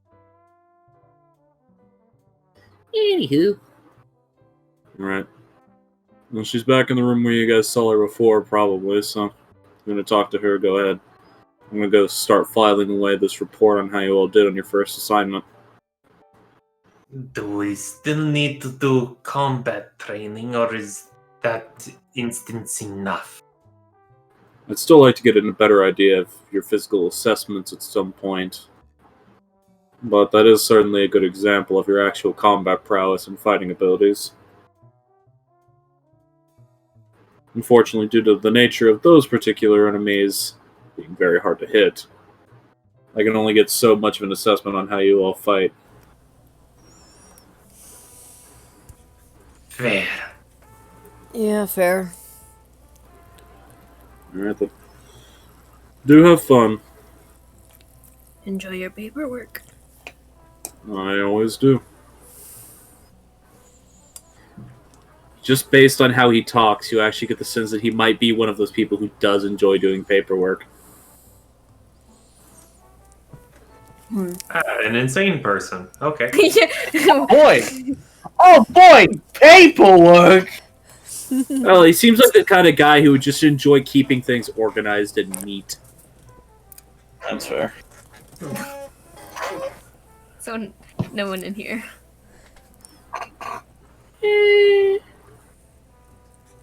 Some things. Meh. I need to be able to see everything. Everything. Nothing can be put away. I need it all. Yeah, I need to see things. I tend to forget about them if I don't. I have no object permanence. I need to know everything still exists. Yes, essentially. Alrighty then. But heading back to the main control room where you all were previously, you do see Krista still working away, just tapping on various keyboards as she slides around the front of the control room on a wheel, not a wheelchair like something a paraplegic person used, but like a wheeled office chair.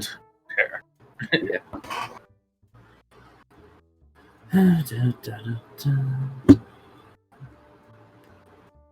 Oh, Excuse not me. bad. Yes, we have the We've come back with a trophy. Why do those make so much noise? The chair or the monitors? That's not her voice. The chair or the monitors?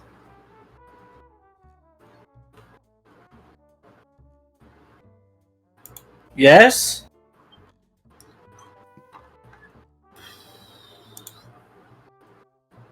It's just electrical noise. You get that a lot when you have a bunch of power supplies nearby. A lot of electronics. All of the electrons moving around create waves surrounding them, and that creates electrical noise. Basically, they hum because they're vibrating. That makes sense. Essentially. That is weird. I wasn't going to comment on the noise, but I agree with you. They make way too much noise. Yeah. Luckily, we don't have to deal with fluorescent lights in here. Those make a terrible sound. Oh, God, I hate Pity anyone who has those. to work in an office building with those. Try retail with them. I did that for like 2 years. It was hell. That horrible, like, low whining sound that just becomes the background sound of your brain. I hate it. Anyways, the anomaly? Right here. Here you go. Alright then, let's take a look here. Oh, okay. That's interesting. Would you like me to transfer the scanned data? Yeah, go plug your arm into Star. Sure thing. Yeah, sure enough, she just sort of points you over to the main console, which is not nearly as bright as it was when you all were previously in this room. Just sort of has like a low sparkle to it. Hey, Star. Got some info for you. The device does not respond at all. Ah, But you do notice that in the front panel of it, there are several slots where you could quite literally jam your arm down into them. well, hopefully you don't eat this. Just shove my hand in there. It slides in pretty easily. Then there's a really weird thing that happens where it doesn't have any resistance whenever you put your arm into it, but then it feels like it tightens around your arm for a second. You can hear mechanical whirring sounds as the actual walls of what you've just shoved your arm into close around you. Is it supposed to be taking my pressure too? No, it just has to have physical contact in order to actually do the scan. You get that same little jolt sensation again before your arm is suddenly released. And suddenly it has a gold bracelet of Scorpion on it. Is that a reference? Yes, the Mummy 2 Oh. Scorpion King. Yeah. I did not watch The Mummy 2. It's been years. I like The Mummy 1. Does I the didn't jet- watch any of the other ones. what was that?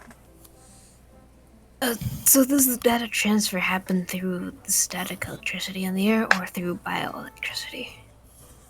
Mostly static electricity. It's the mana that's inside the device connecting with the mana that's inside the other device. You can only feel the jolt because you're in direct contact with the device yourself. But they need to be in direct contact with the person to work properly. It's kind of like how a lot of magical items need to actually be held in hand to be used, even if they are only activated by a command word.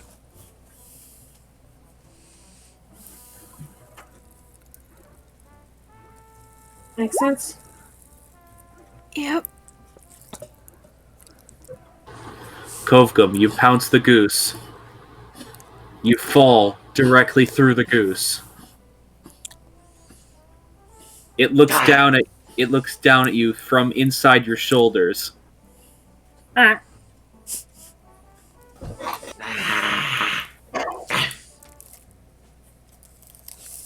Oh, I hope one day he realizes he's not going to be able to catch that.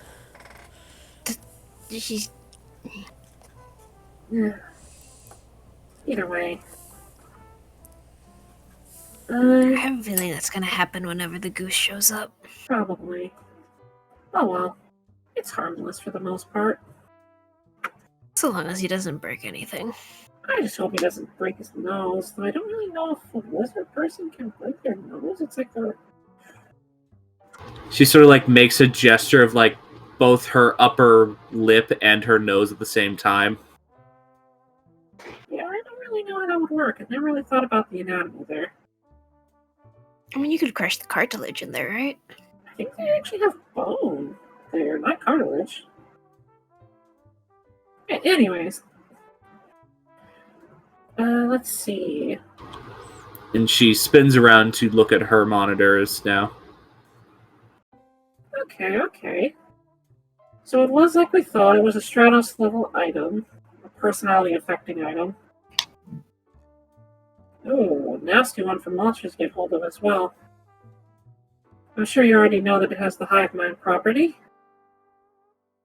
Yeah. Yeah. And, well, it's a really annoying property to go along with hive mind. And she just basically gestures for you all to come over and look at the screen at this readout of different features the item has. Immediately get closer to the screen. Yeah. It's a fairly large screen, so you don't have to like super huddle around her, but it's easier to see from beside her than it is from a few feet away. Okay, so it looks here like it had hive mind, breeder, master of the flock.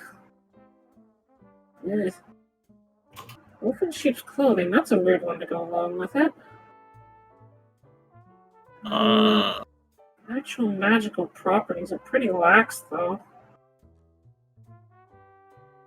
Seems to just be basic physical enhancement.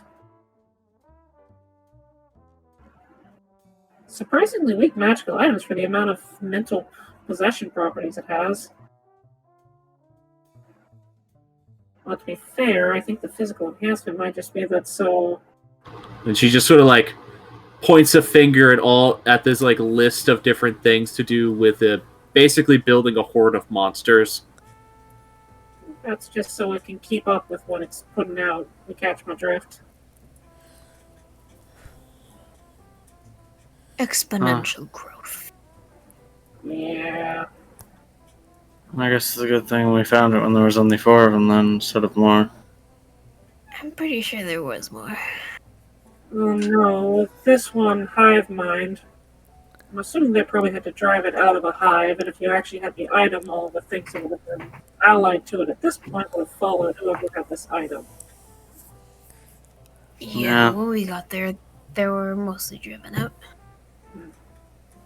If there were only 4 of them, the hive hadn't gotten big enough to the point where it could have self-sustained without its queen, I guess you'd say? If that would have been the one who had the item on it that got squished. Yeah. The one that had the item on it would have been the queen of the proverbial hive, as it were. Also, those things taste funny. Did you eat? I'm not surprised. If it looked alive that isn't anymore, I have a feeling he will try to... Kolkum, I will make I don't think it's in the name of science. Kolkum, I will make a recommendation for you. I know you have a hard time holding in your appetite and habits. If you're going to do that, I'm going to have to request that you keep magic neutralizing medication on you. Because should worse come to worse, you might actually die from doing that. And I would not like that to happen.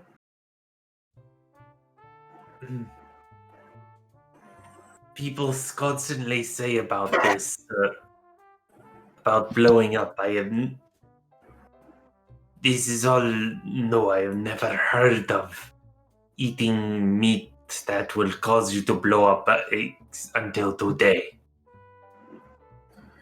Well, from what I remember, you don't come from a place where the Fae are really a thing. No, I am Far south, don't you? I am from the swamps of Ichgarval near the oceans. You watch as you all can see as she sort of... You can't see her eyes through the thick-rimmed glasses she has, but she just sort of like pans her head up as if thinking. Yeah, you've probably never seen Fae before coming to the city. You've probably never even seen Elf before coming to the city, have you? No, It is odd that these soft skins with pointed ears are treated different from other soft skins. Well, we're a completely different race from the other soft skins, as you say. We're a different species entirely, even if we look somewhat similar.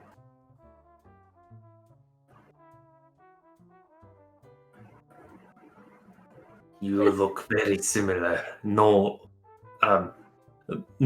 offense. Yeah, I'm taken. I'm half human and half elf, so I'm gonna obviously look pretty similar to the human and the elvish side of my heritage. My brother definitely takes more after the human side of the heritage. I'll definitely take more after the elvish side of the heritage, though.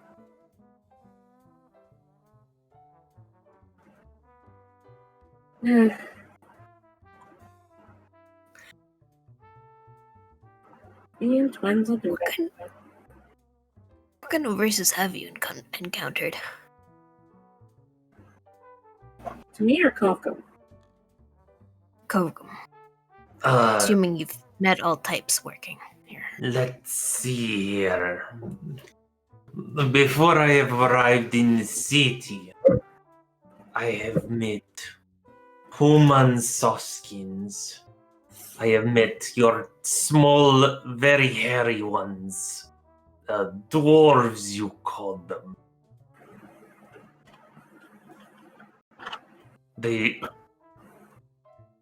You have also seen tieflings before.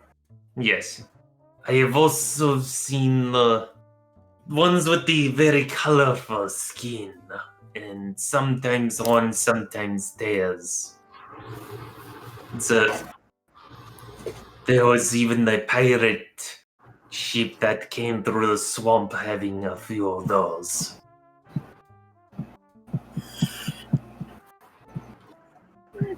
Not too surprising. I've heard that your home swamp is actually kind of a home and den of piracy.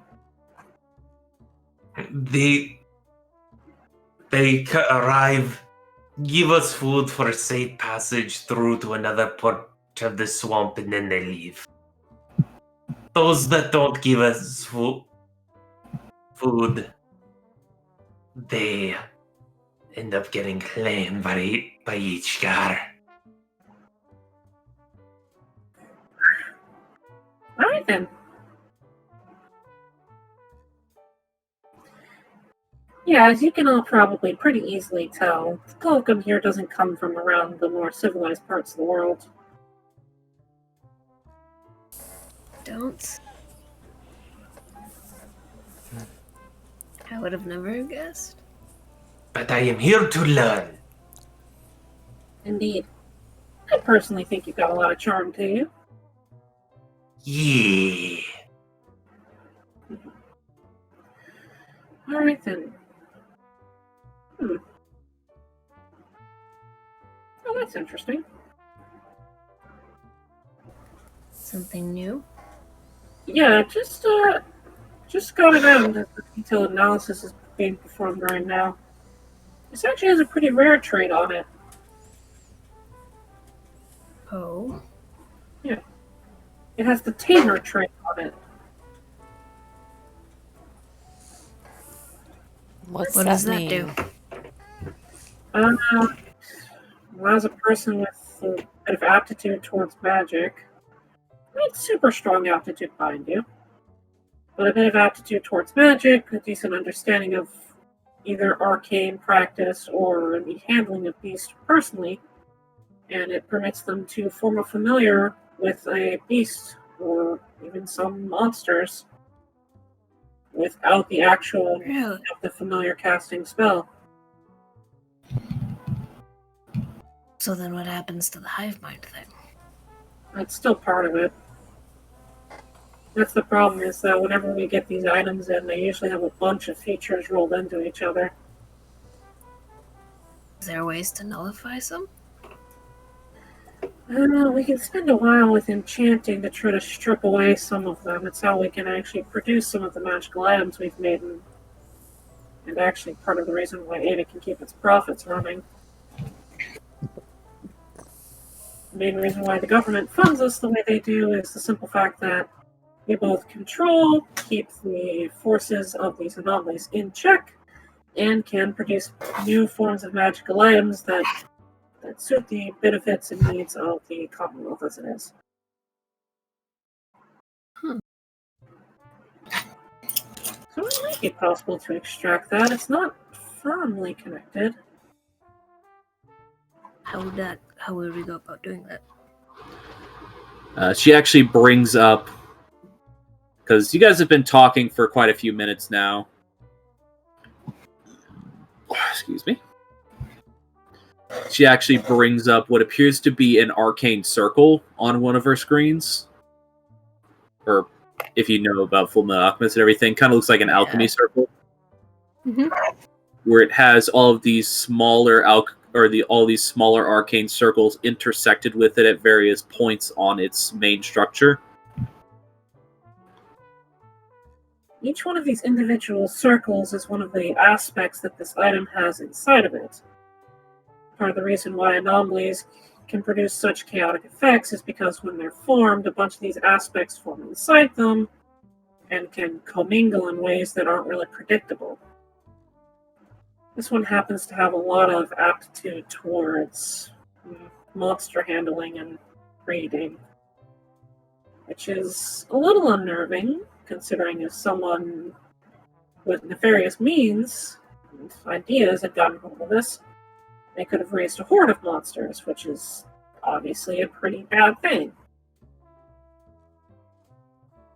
Or monster themselves got a hold of it, like how Quickling had. But luckily we dealt with it before it became a huge problem, which we are very lucky for. The thing about this is... And she actually basically draws her finger around a couple of the traits, causing a literal circle to form over top of them. We can probably isolate out a few of these traits and snap them off from the main structure, but it will destroy the item. It's not guaranteed to work either. This item isn't so powerful that we can't strip away its features and actually destroy it. Unlike some items... And she looks back towards that wall of different boxes. Specifically, if you could see where her eyes were following, but you can almost tell the box that contains the rubber balls. Some items Good old that have... moon balls. Some items have a particular resilience for being stripped of their properties and take time to break down and destroy. Other items are too powerful, where by our current means we can't break them down at all. Those things are fun. They actually did ask, by the way. They did say you all could requisition one or two of those.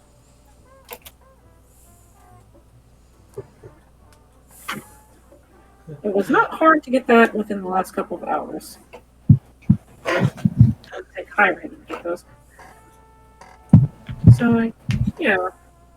If y'all be interested, I can try to send this through R&R and get some R&D and try to get some of these traits stripped away and put into separate items.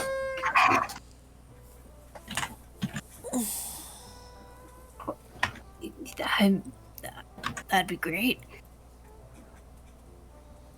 Alright, let me get you the full list of what's here. If you need any of them explained, I can give you an idea. Okay, so you know about Hive Mind. Sorry, I have to write these down because I rolled all these traits randomly. Hive Mind, Tamer, Wolf in Sheep's Clothing.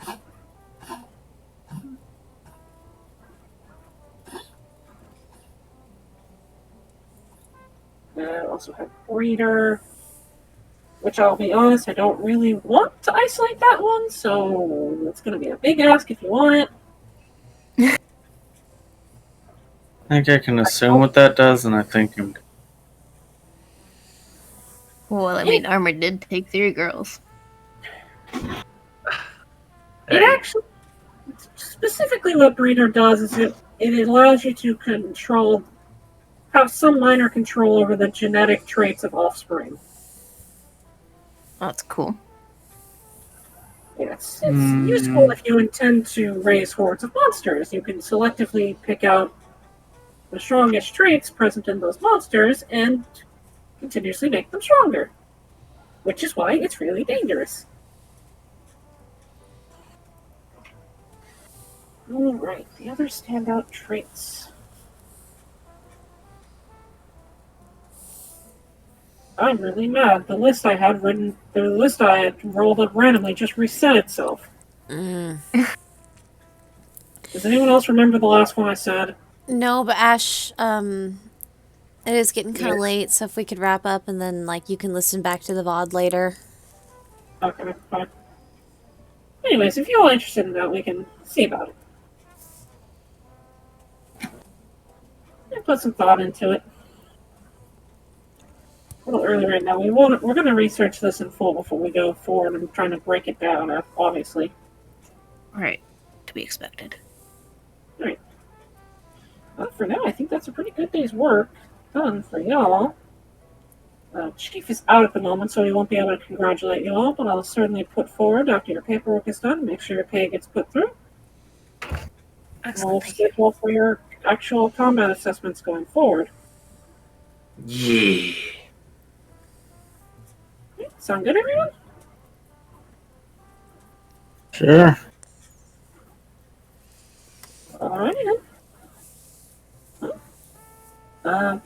For now, I guess you can go ahead and go home. There's not much else to get done today, at least nothing that you all would need to do.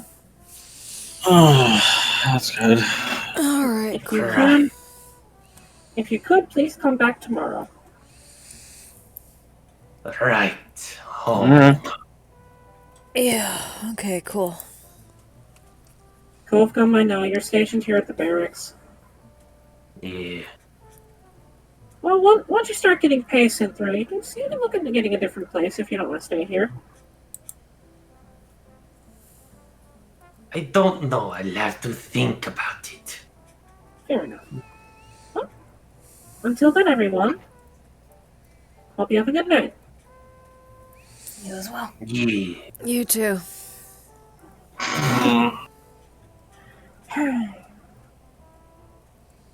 Just cracks open the can that you guys brought in there, chugs it in about 2 seconds, and throws it into a large bin full of similar cans. Voice mod is on. I don't care. It doesn't change what I said. Yep. I hope it's a recycling bin. It's full of exclusively cans, so it probably is. Fair enough. The metal probably goes to R&D for like creating equipment. I mean, it's aluminum. It goes to be recycled into more cans so she can get more energy drink. Right. All right, but yeah, that's we'll close out for tonight. Sorry about that. I didn't realize it was already getting that late. No worries. I get far too into explaining mechanics. It's all good, dude. No worries. I'll be back in like 2 minutes.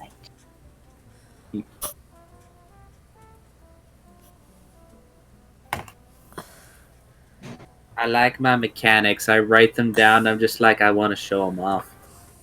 Yeah. There's going to be some custom magic items in this game that you guys will get to custom produce for yourselves. Oh, shit. That's gonna be fun. Yeah, it's part of the reason of gathering up anomalies. You can break them down for their traits and save up those traits to produce actual custom magic items going forward. It takes a while. Gunhammer. Gunhammer! No. I mean, R&D would probably be able to make a gunhammer. I just don't know how effective it would be. I mean, I've got a book in here which has a actual gun hammer listed in it. I mean, I know of ways that it could be done, but it really wouldn't be firing a projectile. It would just be using combustion to enhance the impact force. That's a rocket hammer, then. Anywho.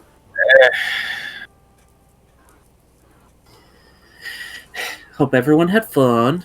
Yee. I know the combat went better than I expected. Quick things are a pain in the ass Yeah. because of the slow field. Yeah, that helped you all a lot. Because they didn't have constant disadvantage. Yeah, exactly. It seemed like everybody, Well- like, when it came to their turn, knew exactly what they wanted to do, so that probably helped speed things along as well. A lot of it was hit it with weapon. And then you have me, like, 2 turns before it's my turn. I'm figuring out what I want to do and looking up on Google Translate how say thing in Italian. Fair. Which I hope the way I flavored Ryfon's way of casting was okay. That's fine by me. Seemed fine.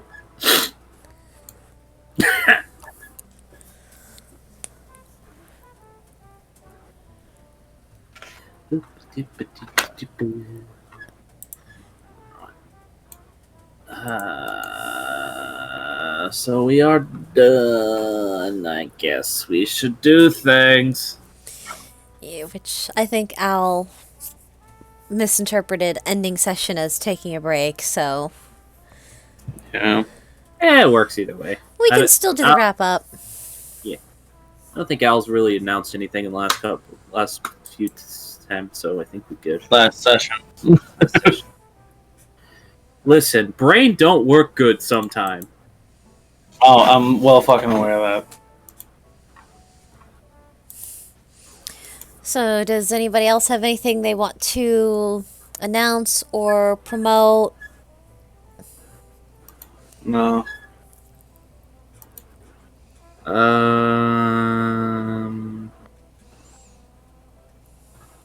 I like the funny website that allows you to animate pictures of people's faces to sing. It causes me a great deal of joy and concern for how weirdly accurate it is sometimes. Yeah. Fair enough. Okay, other than that, I think we're just the normal announcement that is done at end of session now. Yeah. Alrighty, if you all enjoyed this, if anyone was listening and they enjoyed this, but you'd like something a little more traditionally D&D, you can join us Saturdays at or around 8 p.m. EST for our long-going and returned campaign, The Scattered Realms. But if you enjoyed this modern day take on D&D, come join us again next Thursday at or around 7 p.m. EST for more of Project Ada. I hope I said it correctly that time. You did. Yee!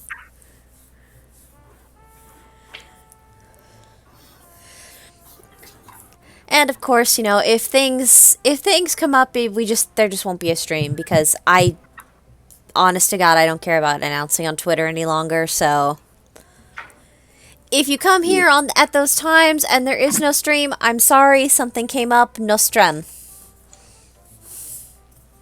This session's title is going to be Gotta Go Fast. Okay! I have words for you after we wrap. Yeah. Anyway, with all that said, would everyone like to say goodnight? Good night. Good night.